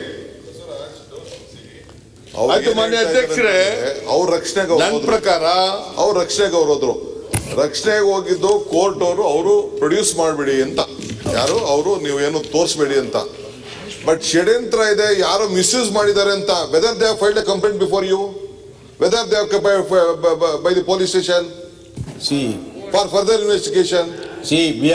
ತಗೊಳ್ಳಿ ಒಂದು ಕಂಪ್ಲೇಂಟ್. ಈಗೂನು ನಾವು ಈಗಾಗಲೇ ಬಾಂಬೆಲ್ ಆಯ್ತಾ, ಬೆಂಗಳೂರಲ್ಲಿ ಆಯ್ತಾ, ಸದಾಶಿವನಗರದಲ್ಲಿ ಆಯ್ತಾ, ಇದ್ರಲ್ಲಿ ಆಯ್ತಾ ಅಂತ ನೋಡೋಣ ಫಸ್ಟ್. ಅಲ್ಲ, ask them to file a complaint before the police station. ಅಲ್ಲ, That is the question. ಕೋರ್ಟ್ಗೆ ಹೋಗಿರೋದು ಇಷ್ಟೇ. ಷಡ್ಯಂತ್ರ ಆಗಿರ್ಬೋದು, ಅವ್ರಿಗೆ ಅವಮಾನ ಮಾಡಕ್ ಪ್ರಯತ್ನ ಪಟ್ಟಿರ್ಬೋದು, ಯಾರೋ ಸೇರಿರ್ಬೋದು, DK ಶಿವಕುಮಾರ್ ಮಾಡಿರ್ಬೋದು ಅಂತ ಅವ್ರು ಹೇಳ್ತಾ ಇರ್ಬೋದು, ಕಾಂಗ್ರೆಸ್ ಅವ್ರು 20 ವರ್ಷದಿಂದ ಇದೇ ಕೆಲಸ ಮಾಡೋರು ಅಂತ ಹೇಳ್ತಾ ಇರ್ಬೋದು. Ask them to file a police complaint. ಅಲ್ಲ ಪೊಲೀಸ್ ಕಂಪ್ಲೇಂಟ್ ಅಲ್ಲ, ಈಗ ನಾವು ಆಗ್ಲೇ ತನಿಖೆ ಮಾಡ್ತಾ ಇದ್ದೇವೆ ಅದನ್ನ. ಅಂತ ನಾವ್ ಹೇಳ್ತಾ ಇಲ್ಲ. ನಾವೀಗಾಗಲೇ ತನಿಖೆ ನಿಮ್ಮವರ ವಾಟ್ಸಪ್ ಹಾಕ್ತಾವ್ರೆ ಶಿವಕುಮಾರ್ ಅವ್ರೆ, ಈಗ್ಲಾರು ತಿಳ್ಕೊಳ್ರಿ. ಇರ್ಲಿ, ನಾವು ನಿಮ್ ಮಾಡೋರು ಅಂತ ಹೇಳ್ತಾ ಇಲ್ಲ. ಸೋಮಶೇಖರ್, ನಿಮ್ಮವರ ನಿಮ್ ಫೋಟೋ ಹಾಕಿ ಸೋಮಶೇಖರ್ ನಿಮ್ಮನ್ನ ಅಲಾಟ್ ಮಾಡ್ತಾವ್ರೆ, ನಾವ್ ಯಾವತ್ತೂ ಮಾಡ್ಲಿಲ್ಲ. ಸೋಮಶೇಖರ್, ವಾಟ್ಸಪ್ ಅಲ್ಲಿ ಬರ್ತಾ ಇರೋದು ನಮ್ ಫೋಟೋ ಅಲ್ಲ. ಈಗಾಗಲೇ ಅದ್ರ ಬಗ್ಗೆ ಏನ್ ತನಿಖೆ ಮಾಡ್ಬೇಕು ಮಾಡ್ತಾ ಇದ್ದೇವೆ. ಶಿವಕುಮಾರ್ ಅವರೇ, ಸೋಮಶೇಖರ್ ನಾವೇ ನಿಲ್ಸಿಲ್ಲಲ್ಲ. ಅಲ್ಲಿರೋರು ಬಿಜೆಪಿದಲ್ಲ ಇರಪ್ಪ. ರಂಗನಾಥ್, ನಿನಗೇನು ಗೊತ್ತಾಗಲ್ಲ. ಸೋಮಶೇಖರ್, ನೀನು ಅಲ್ಲಿ ಬರೀ 1 ವರ್ಷದಿಂದ ಹೋಗಿದ್ಯಾ. 40 ವರ್ಷದ ಸ್ನೇಹಿತ ನೀನು. You know me well, you my my blood. ನನ್ನ ರಾಜಕಾರಣ ದಾರಿನೂ ಗೊತ್ತಿದೆ. ನಾನು ಹೆಂಗೆ ಎದುರಿಸಬಲ್ಲೆ, ಏನ್ ಮಾಡಬಲ್ಲೆ ಎಂದು ಗೊತ್ತಿದೆ. ನಾನು ವೆರಿ ಸಿಂಪಲ್ ಇಲ್ಲಿ ಪ್ರಶ್ನೆ ಕೇಳ್ತಾ ಇರೋದಷ್ಟೇ. ನಿಮ್ ಗೌರವ ಕಾಪಾಡ್ಕೊಳ್ಳಿ, ಕೋರ್ಟ್ಗೆ ಹೋಗ್ಬೇಕು, ಹೋಗಿದ್ದೀರಿ. ನೀವೇನ್ ಹೇಳಿದ್ದೀರಾ? ಅವ್ರು ಏನ್ ಹೇಳ್ತಾ ಇದಾರೆ ಅಂದ್ರೆ, ಒಂದು ಷಡ್ಯಂತ್ರ ನಡೆದಿದೆ ನಮ್ಮ ಮೇಲೆ, ನಮ್ಗೆ ಅವಮಾನ ಆಗ್ತಾ ಇದೆ, ಇಂಥದ್ದು 19 ಆಗಿದೆ. ನೀವು ಕೋರ್ಟ್ಗೆ ಹೋಗಿ ಅವ್ರ ಮೇಲೆ ನೀವು ಕೇಳಿದ್ದೀರಾ, ಯಾರೋ ಮಾಧ್ಯಮದವರು ಇದನ್ನ ಪ್ರಕಟಣೆ ಮಾಡಬಾರ್ದು ಅಂತ. ಎಸ್, ಇದನ್ನ ಯಾರೋ ಮಾಡಿದ್ದಾರೆ, ಷಡ್ಯಂತ್ರ ಮಾಡಿದ್ದಾರೆ, ಯಾರೋ ಹಿಂಗೆ ಸಿಡಿಗಳು ಮಾಡಿಸಿದ್ದಾರೆ ಅಂತ. Why did you not go to the police station or the police or the government or the chief minister, file a complaint? That is what the honorable leader of the opposition is asking. ಅದಕ್ಕೆ ನೀವು ಉತ್ತರ ಕೊಡಬೇಡಿ, ಬೇಡ, ಈಗ ಅವಶ್ಯಕತೆ ಇಲ್ಲ. ಸುಮ್ಮನೆ ಮೇಲೆ ಹಾಕೋತೀರಾ? ನಿಮ್ ಸ್ಟೇಟ್ಮೆಂಟ್ ಮತ್ತೊಂದು ಸ್ಟೇಟ್ಮೆಂಟ್ ಅವರು ಏನೀಗ ಮೇಲೆ ಹಾಕೋದು ಅವಶ್ಯಕತೆ. This is basic common sense. ಅಲ್ಲ, ಏನಿದೆ ಭ್ರಮವಿದ್ಯೆ ಅಲ್ಲ. ನಿಮ್ ರಕ್ಷಣೆ ನೀವೇನ್ ಹೇಳಿದೀರಾ? 19 ಇದೆ, 19 ಇದೆ, ಷಡ್ಯಂತ್ರ ಮಾಡಿದ್ದಾರೆ, ನಮ್ಮ ಮಾನ ಮರ್ಯಾದೆ ಇದ್ದಾರೆ. ಬಾಂಬೆಲ್ ಆಯ್ತು, ಡೆಲ್ಲಿಲಿ ಆಯ್ತು, ಬೆಂಗಳೂರಲ್ಲಿ ಆಯ್ತು, ಸದಾಶಿವನಗರದಲ್ಲಿ ಆಯ್ತು ಅಂತ ತನಿಖೆ ಆಗ್ಬೇಕು ತಾನೆ ಸ್ವಾಮಿ? Ask them to file a complaint. ಅಲ್ಲ, ಒಂದೇ ನಿಮಿಷ. ಈಗಾಗಲೇ ಯಾರು 19 CD ಇದೆ ಅಂತ ಸ್ಟೇಟ್ಮೆಂಟ್ ಕೊಟ್ಟ ಅಲ್ಲ ಅವ್ರದ್ದಾಯ್ತು. ಒಂದು ನಿಮಿಷ. ಅವ್ರ ಮೂಲ ಅಫಿಡೇಟ್ ಎಲ್ಲಿಂದ ಬಂತು ಅಂದರೆ, ಒಬ್ಬರು ಸ್ಟೇಟ್ಮೆಂಟ್ ಕೊಟ್ಟರು 19 CDಗಳಿದೆ ಅಂತ. ಅದನ್ನು ಅವರು ಅಫಿಡೇಟಲ್ಲಿ ಹಾಕ್ಕೊಂಡಿದ್ದಾರೆ. ಈ 19 ಯಾರು ಅವನು ಸ್ಟೇಟ್ಮೆಂಟ್ ಕೊಟ್ಟ, ಅವನಿಗೆ ನೋಟಿಸ್ ಕೊಟ್ಟು ಬರೋಕ್ಕೆ ಹೇಳಿದ್ರೆ ಇವತ್ತುವರೆಗೂ ಕೂಡ ಬರಾಕ್ತಾ ಇರಲಿಲ್ಲ. ಈ ಈಸ್ ನಾಟ್ ರೆಡಿ. ಅದ್ರ ಬಗ್ಗೆ ಒಂದು ನಿಮಿಷ. ಈ ನಾವೇನು ಹೇಳಿ ಒಂದು ನಿಮಿಷ ಲೆಟ್ ಮಿ ಅದರ ಅರ್ಥ ಏನು ಅಂದರೆ, ನಾವು ಕೇವಲ 1 CD ಬಗ್ಗೆ ನಾವು ತನಿಖೆ ಮಾಡ್ತಾ ಇಲ್ಲ, ಈ 19 ಸ್ಟೇಟ್ಮೆಂಟ್ ಮೇಲೂ ಕೂಡ ತನಿಖೆ ನಡೆಸಿದ್ದೇವೆ. ಅಲ್ಲ, ಅವರು ನನಗೆ ಅರ್ಜಿ ಕೊಟ್ಟಿದ್ದಾರೋ, ಪೊಲೀಸ್ ಸ್ಟೇಷನ್ಗೆ ಅರ್ಜಿ ಕೊಟ್ಟರೆ ಪ್ರಶ್ನೆ ಇಲ್ಲ. ಯಾರು 19 ಸ್ಟೇಟ್ಮೆಂಟ್ ಕೊಟ್ಟಿದ್ದಾರೆ ಅವ್ರ ಮೇಲೂ ತನಿಖೆ ನಡೆಸ್ತಾ ಇದ್ದೇವೆ. 19 CD ಬಗ್ಗೆನೂ ತನಿಖೆ ನಡೆಸ್ತೇವೆ, ಅದ್ರ ಬಗ್ಗೆನೂ ತನಿಖೆ ನಡೆಸ್ತಾ ಇದ್ದೇವೆ. ತನಿಖೆ ನಿಂತಿಲ್ಲ. ನಿಷ್ಪಕ್ಷಪಾತವಾಗಿ ಎಲ್ಲ ತನಿಖೆ ಮಾಡ್ತಾ ವಿರೋಧನೂ ಇಲ್ಲ. ನಮ್ಮ ಸರ್ಕಾರ ಯಾರ ಪರವಾಗಿನೂ ಇಲ್ಲ, ಯಾರ ವಿರುದ್ಧ ಇಲ್ಲ, ಸತ್ಯದ ಪರವಾಗಿದ್ದೇವೆ. ಸತ್ಯ ಹೊರಗೆ ಬರ್ಬೇಕಷ್ಟೇ. SIT ಕೊಟ್ಟ ರೆಫರೆನ್ಸ್ ಅಲ್ಲಿ ಈ ಮಂತ್ರಿಗಳ ಮೇಲೆ ಕೇವಲ ಮೊದಲನೇ ಕಂಪ್ಲೇಂಟು ಅಥವಾ ರಮೇಶ್ ಜಾರಕಿಹೊಳಿ ಒಂದೇ ಕಂಪ್ಲೇಂಟ್ ಮೇಲೆ ನಾವು ಮಾಡ್ತಾ ಇಲ್ಲ. ಹಲವಾರು ಕಂಪ್ಲೇಂಟ್ಗಳು ಬೇರೆ ಬೇರೆ ಸಂಘ ಸಂಸ್ಥೆಗಳಿಂದ ಕೂಡ ಬಂದಿದ್ದಾವೆ. ಅವು ಎಲ್ಲ ಕಂಪ್ಲೇಂಟ್ ಮೇಲೇನು ಕೂಡ ತನಿಖೆ ನಡೀತಾ ಇದೆ. ಅದರಲ್ಲಿ 19 CD ಅಂತ ಯಾರು ಹೇಳಿದ್ದಾರೆ ಅವ್ರನ್ನೂ ಕರೆಸಿ ಮಾತನಾಡಿ ಆ 19 CD ಬಗ್ಗೆನೂ ಕೂಡ ನಾವು ತನಿಖೆ ಮಾಡ್ತಾ ಇದ್ದೇವೆ. ಆದ್ರಿಂದ 19 CD ಬಗ್ಗೆ ತನಿಖೆ ಇಲ್ಲ, 1 CD ಬಗ್ಗೆ ಅಂತಲ್ಲ. ಯಾರ್ಯಾರು ಏನೇನು ಕಂಪ್ಲೇಂಟ್ ಕೊಟ್ಟಿದ್ದಾರೆ ಎಲ್ಲದ್ರ ಬಗ್ಗೆ ತನಿಖೆ ಮಾಡ್ತೇವೆ. ಯಾರು ಪರಾನೂ ಇಲ್ಲ, ಯಾರು ವಿರೋಧ ಕೂಡ ಇಲ್ಲ. ನಾವು ಇದರಲ್ಲಿ ಸತ್ಯಾಂಶ ಏನಿದೆ ಅದು ಹೊರಗಡೆ ಬರಬೇಕು. ಮಾನ್ಯ ಸಭಾಧ್ಯಕ್ಷರು, ಇದರಲ್ಲಿ ಎರಡೇ ಭಾಗಿದೆ. ಒಂದು ಮೊರಾಲಿಟಿ, ಇನ್ನೊಂದು ಕ್ರಿಮಿನಾಲಿಟಿ. ಮೊರಾಲಿಟಿ ಬಗ್ಗೆ ಈಗಾಗಲೇ ರಮೇಶ್ ಜಾರಕಿಹೊಳಿ ಅವರು ರಾಜೀನಾಮೆ ಕೊಟ್ಟಿದ್ದಾರೆ. ಅದು ಮುಂದೇನಾಗಬೇಕು ಅದಾಗ್ತದೆ. ಆದರೆ ಇಲ್ಲಿ ಕ್ರಿಮಿನಾಲಿಟಿ ಬಗ್ಗೆ ತನಿಖೆ ಮಾಡುವಂಥದ್ದು ನಮ್ಮ ಇಲಾಖೆಯವರು ಮಾಡ್ತಾ ಇದ್ದಾರೆ, ನಿಷ್ಪಕ್ಷಪಾತವಾಗಿ ಮಾಡ್ತಾ ಇದ್ದಾರೆ. ಅಂತ ಹೇಳಿದ್ರು, ಇಲ್ಲ ನಾವು SITಗೆ 6 ಜನ ಮಂತ್ರಿಗಳದ್ದು ಸಮೇತ ತನಿಖೆ ಮಾಡ್ಲಿಕ್ಕೆ ಹೇಳಿದ್ರು. ಅಲ್ಲ ಮತ್ತೆ ಹೇಳಿದ್ದೇನೆ ನಾನು ಮಾತಾಡಲಿಲ್ಲ, ನಾನು ಬಾಯಲ್ಲಿ ಹಾಕಕ್ಕೆ ಹೋಗ್ಬೇಡಿ. 19 ಜನರು ಅವ್ರದ್ದು ಹೆಸರು ಇಲ್ಲ ಅಲ್ಲ, ಅಲ್ಲಲ್ಲ, ಅವ್ರ ಹೆಸರು ಹೇಳಿದಾರೆ 19 ಜನ ಅಂತ. 19 ಜನ ಏನು ಒಂದು ಸ್ಟೇಟ್ಮೆಂಟ್ ಕೊಟ್ಟರು ಮಲಾಲಿ ಅನ್ನೋರ್ದು, ಅವ್ರಿಗೂ ಕೂಡ ನೋಟಿಸ್ ಕೊಟ್ಟಿದ್ದೇವೆ, ಅದ್ರ ಬಗ್ಗೆ ಕೂಡ ತನಿಖೆ ಮಾಡ್ತಾ ಇದ್ದೇವೆ. ನಾನೊಂದು ಕೇಳ್ತೀನಿ ಪ್ರಶ್ನೆ ಅಂತ. ನಾನು ಈ 6 ಜನರ ಬಗ್ಗೆ ಮಾತಾಡಿಲ್ಲ. 6 ಜನ ಕಂಪ್ಲೇಂಟ್ ಕೊಟ್ಟಿಲ್ಲ ಅಂತಾನೆ ನಾನು ಹೇಳ್ತಾ ಇರೋದು. ನಾನು ಹೇಳ್ತಾ ಇರೋದು ಈಗ ನೀವು SITಗೆ ಏನು ಇದು ಮಾಡಿದ್ರ ಇನ್ವೆಸ್ಟಿಗೇಷನ್ಗೆ ಯಾವ ರೆಫರೆನ್ಸ್ ಕೊಟ್ಟಿದ್ದೀರಾ ದಯವಿಟ್ಟು ಅದನ್ನ ಹಾಕಿ.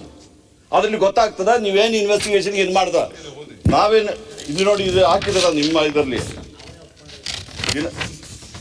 ದಿನಾಂಕ 9/3/2021 ಮಾಜಿ ಮಂತ್ರಿಗಳ ರಮೇಶ್ ಜಾರಕಿಹೊಳಿ ಅವರು, ನೀವು ಬಸವರಾಜ ಬೊಮ್ಮಾಯಿ ಅವರದ್ದು ಇದು ನನಗೆ ಪತ್ರ ಬರೆದು ಅವರ ವಿರುದ್ಧ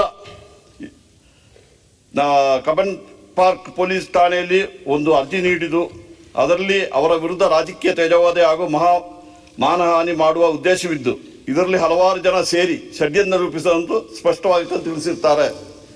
ಈ ಹಿನ್ನೆಲೆಯಲ್ಲಿ ಈ ಷಡ್ಯಂತ್ರವನ್ನು ರೂಪಿಸಿರುವ ಕಾರಣ ಹಾಗೂ ಇದರ ಹಿಂದಿರುವ ವ್ಯಕ್ತಿಗಳ ಬಗ್ಗೆ ಕೂಲಂಕುಷವಾಗಿ ವಿಚಾರಣೆ ಮಾಡಲು ಒಂದು ವಿಶೇಷ ತನಿಖಾ ತಂಡವನ್ನು ರಚನೆ ಮಾಡಲು ಹಾಗೂ ಅದರ ನೇತೃತ್ವವನ್ನು ಸೌಮೇಂದ್ರ ಮುಖರ್ಜಿ ADGP ಅವರಿಗೆ ವಹಿಸುವುದು ಮತ್ತು ಈ ಬಗ್ಗೆ ಸಂಪೂರ್ಣ ವರದಿಯನ್ನು ಮುಂದಿನ ಕ್ರಮಕ್ಕಾಗಿ ನೀಡುವಂತೆ ಕೇಳಿದೆ.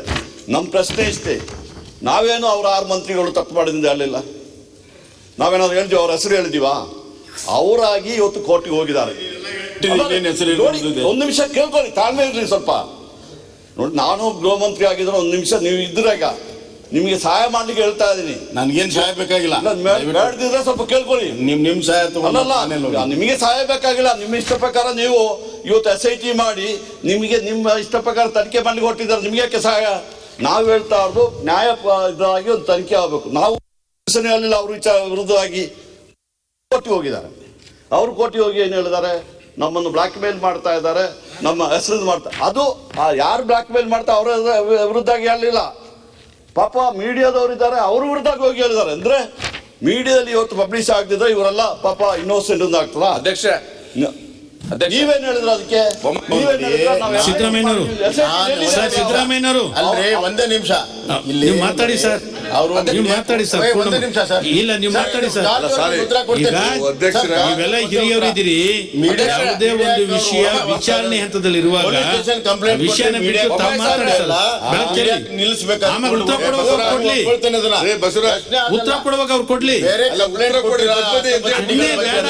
ವಾದ ಪ್ರತಿವಾದ ಎಷ್ಟು ಬಿಗಿ ಅವ್ರಿಗೂ ಕೂಡ ನೋಟಿಸ್ ಕೊಟ್ಟಿದ್ದೇವೆ, ಅದು ಕೂಡ ತನಿಖೆ ಆಗ್ತಾ ಇದೆ ಅನ್ನೋದನ್ನ ಮಾತ್ರ ಅಷ್ಟೇ ಹೇಳಿದ್ದೆ ನಾನು. ನಿಮ್ಮನ್ನು ಇಲ್ಲ ಹೋದ್ರೆ ವಿಷಯ ಮುಕ್ತಾಯ ಆಗೋದಿಲ್ಲ, ಇವತ್ತು ಚರ್ಚೆ ಆಗೋದಿಲ್ಲ. ನೀವು ಮಾತಾಡಿ ಸರ್. ಮಾನ್ಯ ಅಧ್ಯಕ್ಷರೇ, ನಿಮ್ಗೆ ಅವಕಾಶ ಕೊಡ್ತೀವಿ, ಕರೆದ ಮಾತನಾಡಿ ಪ್ಲೀಸ್. ಈಗ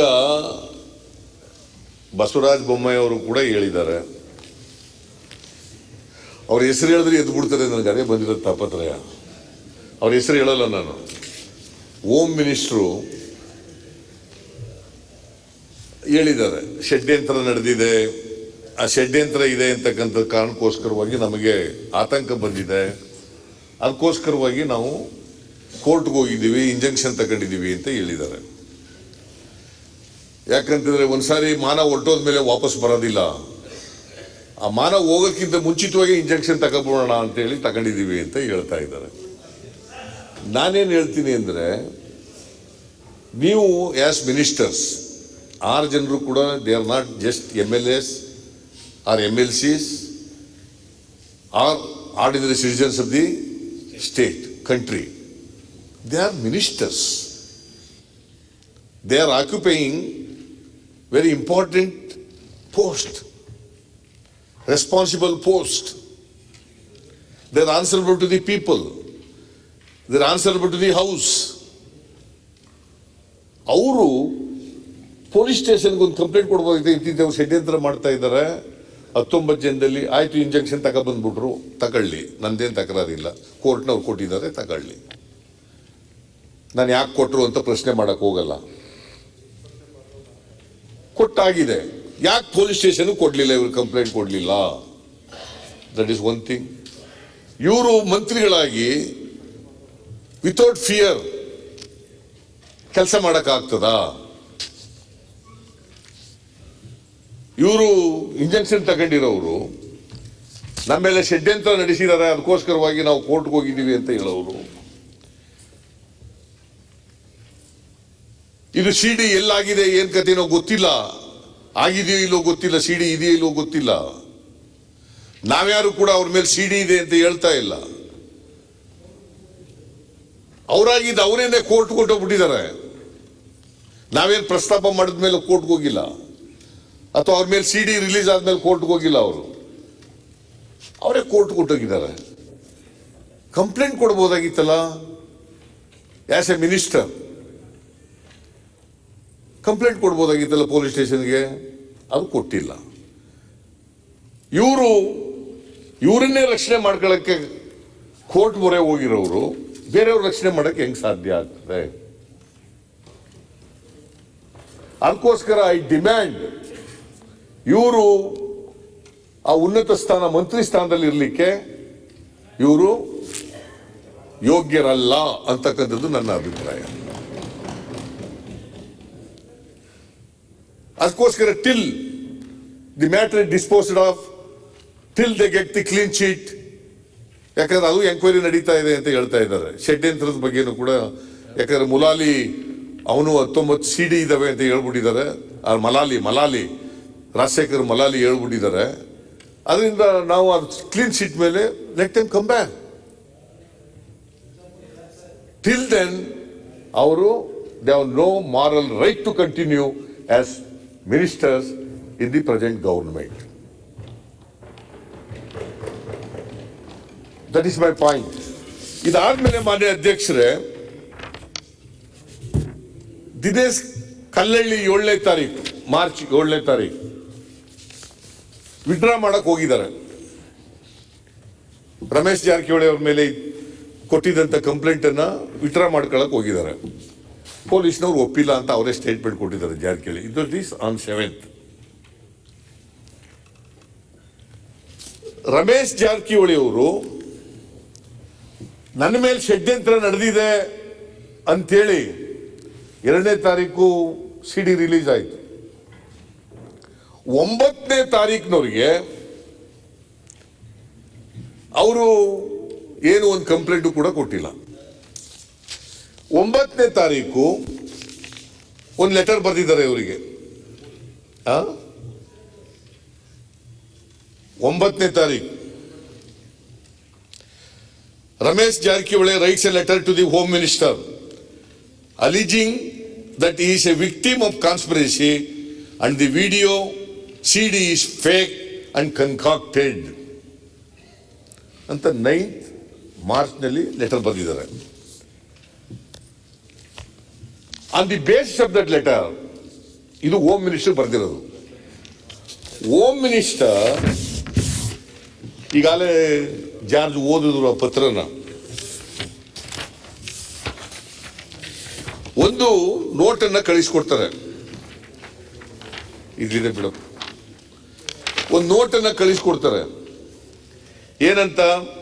ದಿನಾಂಕ 9/3/2021 ಮಾಜಿ ಮಂತ್ರಿಗಳಾದಂಥ ಶ್ರೀ ರಮೇಶ್ ಜಾರಕಿಹೊಳಿ ಅವರು ನನಗೆ ಪತ್ರ ಬರೆದು ಅವರ ವಿರುದ್ಧ ದಿನಾಂಕ 2/3/2021 ನಗರದ ಕಬ್ಬನ್ ಪಾರ್ಕ್ ಪೊಲೀಸ್ ಠಾಣೆಯಲ್ಲಿ ಒಂದು ಅರ್ಜಿ ನೀಡಿದ್ದು, ಅದರಲ್ಲಿ ಅವರ ವಿರುದ್ಧ ರಾಜಕೀಯ ತೇಜೋವಧೆ ಹಾಗೂ ಮಾನಹಾನಿ ಮಾಡುವ ಉದ್ದೇಶವಿದ್ದು, ಇದರಲ್ಲಿ ಹಲವಾರು ಜನ ಸೇರಿ ಷಡ್ಯಂತ್ರ ರೂಪಿಸಿರುವಂಥದ್ದು ಬಹಳ ಸ್ಪಷ್ಟವಾಗಿರುತ್ತದೆ ಎಂದು ತಿಳಿಸಿರುತ್ತಾರೆ.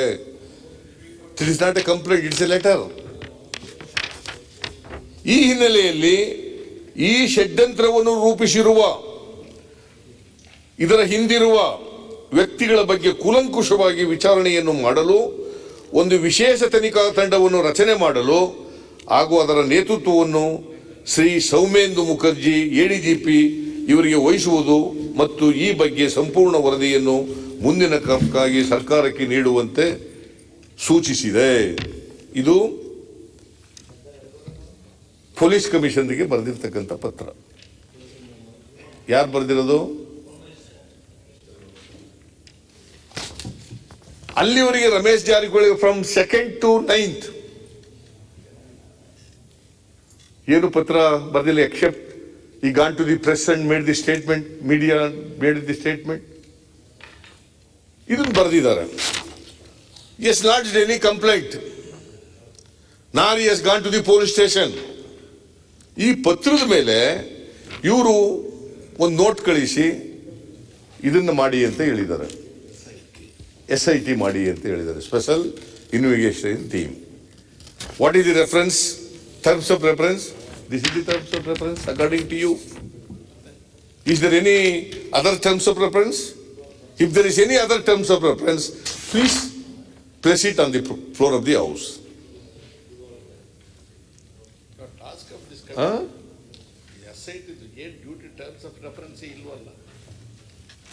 ಇದೊಂದು ಲೆಟರ್ ಬಿಟ್ರೆ there is no terms of reference to SIT.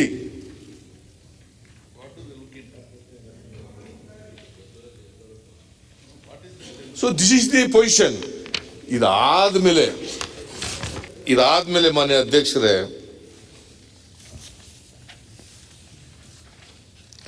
So ಇದಾದ್ಮೇಲೆ 11ನೇ ತಾರೀಕು SIT ರಚನೆ ಆಗುತ್ತೆ. SIT ರಚನೆ ಆದ್ಮೇಲೆ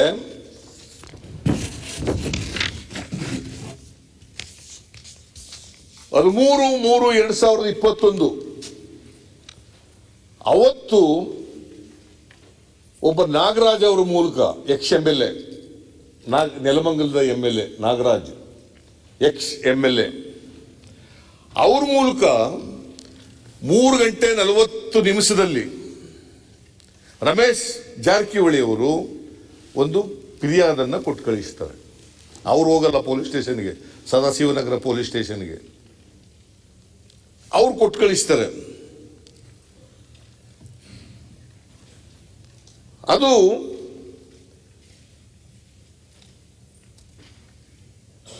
ಯಾವ ಸೆಕ್ಷನ್ ಕೆಳಗಡೆ ಇದೆ ಅಂತಂದ್ರೆ section 34, section 120B, section 385, section 465, section 469 of IPC. All are bailable offenses.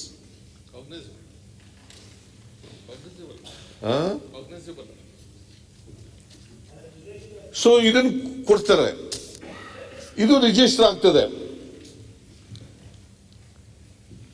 ಅದಾದ್ಮೇಲೆ 13ನೇ ತಾರೀಕು SIT ಅವ್ರು ಏನ್ ಮಾಡ್ತಾರೆ, ಅಲ್ಲಿವರೆಗೆ ಯಾವುದೇ ಟರ್ಮ್ಸ್ ಆಫ್ ರೆಫರೆನ್ಸ್ ಇಲ್ಲ, ಯಾವುದೇ FIR ಇಲ್ಲ.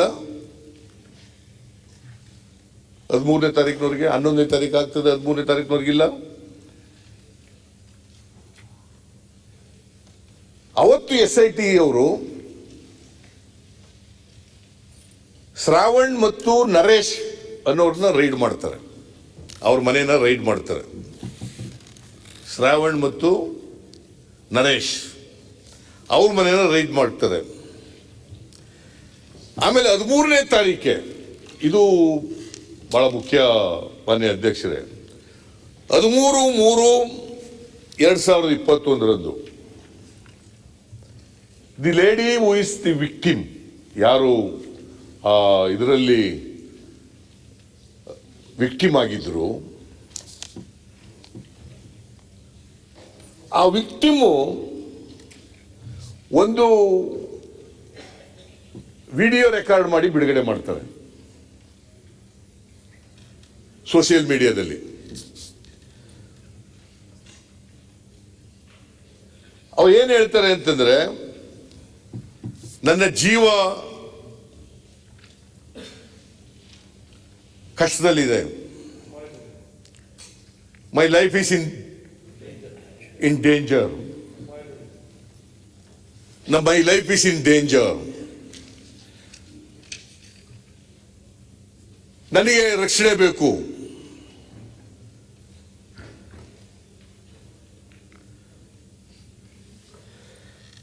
ರಮೇಶ್ ಜಾರಕಿಹೊಳಿ ಅವರು ನನಗೆ ಕೆಲಸ ಕೊಡ್ತೀವಿ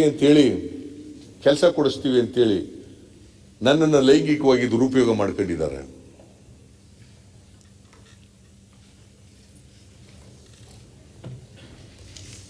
ಅಂಡ್ ಸೆಕ್ಸುಯಲಿ ನೀವು ಹೇಳುವಾಗ ಸರ್ ನನಗನ್ನಿಸ್ತಾ ಇದೆ, ನೀವು ಹೇಳುವಾಗ ನನಗನ್ನಿಸ್ತಾ ಇದೆ ಸದಸ್ಯರ ಮತ್ತು ಸದನದ ಗೌರವ ಅಪಾಯದಲ್ಲಿದೆ, ಮೊರ ಬಟ್ಟೆ ಆಗ್ತಾ ಇದೆ. ಅದನ್ನು ಉಳಿಸ್ಲಿಕ್ಕೆ ನಾವೆಲ್ಲ ಪ್ರಯತ್ನ ಮಾಡದೇ ಇದ್ರೆ, ರಾಮಸ್ವಾಮಿ ಅವರೇ, ಅದನ್ನು ಉಳಿಸ್ಲಿಕ್ಕೆ ನಾವೆಲ್ಲರೂ ಕೂಡ ಪ್ರಯತ್ನ ಮಾಡದೇ ಇದ್ರೆ ದೊಡ್ಡ ಗಂಡಾಂತರ ಆಗ್ತದೆ. ಮಾನ ಹೋದ್ರೆ ವಾಪಸ್ ಬರೋದಿಲ್ಲ ಸರ್, ಮಾನ ಹೋದ್ರೆ ವಾಪಸ್ ಬರೋದಿಲ್ಲ. ಕಾಸು ಹೋದ್ರೆ ವಾಪಸ್ ಬರ್ತದೆ. ನೋಡಿ ಏನಾಗಿದೆ ಅಂತಂದ್ರೆ, because is already public domain ಅಲ್ಲಿ ಇದ್ಬಿಟ್ಟಿದಾವೆ ಈಗಾಗಲೇ. Even if you keep quiet, it is already in the public domain. Let us keep quiet ಅಂತ ಅಂದ್ಕೊಳ್ಳೋಣ, ಅಸ್ಯೂಮಿಂಗ್ ಫಾರ್ ದಿ ಆರ್ಗ್ಯುಮೆಂಟ್ಸ್ ಹೇಗೆ, but it's already in the public domain.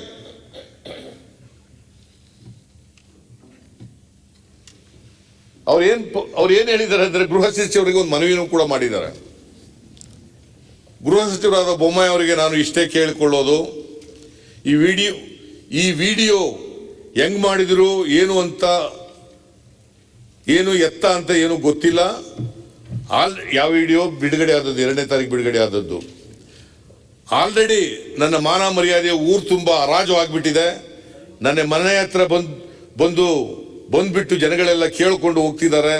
ನನ್ನ ಅಪ್ಪ ಅಮ್ಮ 2 ಸಲ ಸೂಯಿಸೈಡ್ ಅಟೆಂಪ್ಟ್ ಮಾಡ್ಕೊಂಡಿದ್ದಾರೆ. ನಾನು 3-4 ಸಾರಿ ಸೂಯಿಸೈಡ್ ಅಟೆಂಪ್ಟ್ ಮಾಡ್ಕೊಂಡಿದ್ದೀನಿ. ನಮಗೆ ಹಿಂದೆ ಯಾರೂ ಇಲ್ಲ, ಪೊಲಿಟಿಕಲ್ ಸಪೋರ್ಟ್ ಅದು ಇದು ಏನೂ ಇಲ್ಲ. ರಮೇಶ್ ಜಾರಕಿಹೊಳಿ ನನಗೆ ಕೆಲಸ ಕೊಡಿಸ್ತೀನಿ ಅಂತ ಹೇಳಿದ್ರು. ಅದೆಲ್ಲ ಮಾಡಿ ಈಗ ವಿಡಿಯೋನು ಈಚೆ ಬಿಡ್ತಾ ಇದ್ದಾರೆ. ಇದೆಲ್ಲ ಹೆಂಗಾಯ್ತು ಏನು ಅಂತ ಗೊತ್ತಾನೂ ಇಲ್ಲ. ನನಗೆ ಯಾವುದೇ ತರನಾದಂಥ ರಕ್ಷಣೆ ಇಲ್ಲ. ನಿಮ್ಮೆಲ್ಲರಿಗೂ ಇಷ್ಟೇ ಕೇಳ್ಕೊಳ್ಳೋದು, ನನಗೆ ರಕ್ಷಣೆ ಕೊಡಿ ಅಂತ. ಮನೆ ಅಧ್ಯಕ್ಷರೇ, ಒಬ್ಬ ಹೆಣ್ಣುಮಗಳು ಅವಳ ಮಾನ ಮರ್ಯಾದೆಯ ಹರಾಜಾಗಿರತಕ್ಕಂಥ ಸಂದರ್ಭದಲ್ಲಿ ಹರಾಜಾಗಿದೆ ಅಂತ ಮಾನ್ಯ ಸಿದ್ದರಾಮಯ್ಯ ಅವರೇ ತಾವು ಹೇಳಿದಿಲ್ಲ ಆಗಲೇ, ಅವ್ರು ಹೇಳ್ಕೊಂಡಿರೋದ್ರಿ ಜಗದೀಶ್ ಶೆಟ್ಟರೆ, ಅವ್ರ ಹೇಳಿಕೆನ ಓದಿದ್ರಿ ನೀವು. ಆಗಲೇ ನೀವು ಮಾತಾಡುವಂಥ ಸಂದರ್ಭದಲ್ಲಿ, ಓರಲ್ ಆಗಿ ಮಾತಾಡುವಂಥ ಸಂದರ್ಭದಲ್ಲಿ ಆ ಹೆಣ್ಮಗಳು ನನ್ನನ್ನು ನೌಕರಿ ಸಲುವಾಗಿ ಲೈಂಗಿಕವಾಗಿ ಉಪಯೋಗ ಮಾಡಿಕೊಂಡ್ರು ಅನ್ನುವಂಥದ್ದು ಶಬ್ದ ನೀವು ಪ್ರಯೋಗ ಮಾಡಿದ್ರಿ. ಅವಳ ಹೇಳಿಕೆಯಲ್ಲಿ ಎಲ್ಲಿ ಇಲ್ಲ, ಅದು ಇಲ್ಲ ನೋಡಿ ಬೇಕಾದ್ರೆ ಎಲ್ಲಿ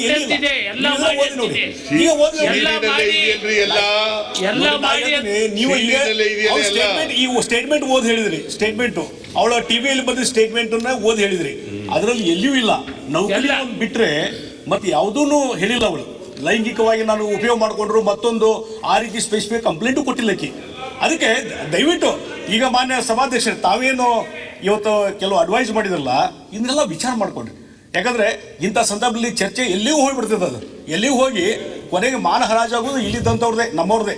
ಆ ದೃಷ್ಟಿಯಿಂದ ಇವತ್ತು ಇದನ್ನ ಯಾವ ಒಂದು ಇತಿಮಿತಿಯಲ್ಲಿ ಮಾಡಬೇಕು ಚರ್ಚೆ ಮಾಡ್ರಿ, ನಂದೇನಿಲ್ಲ. ನೋಡಿ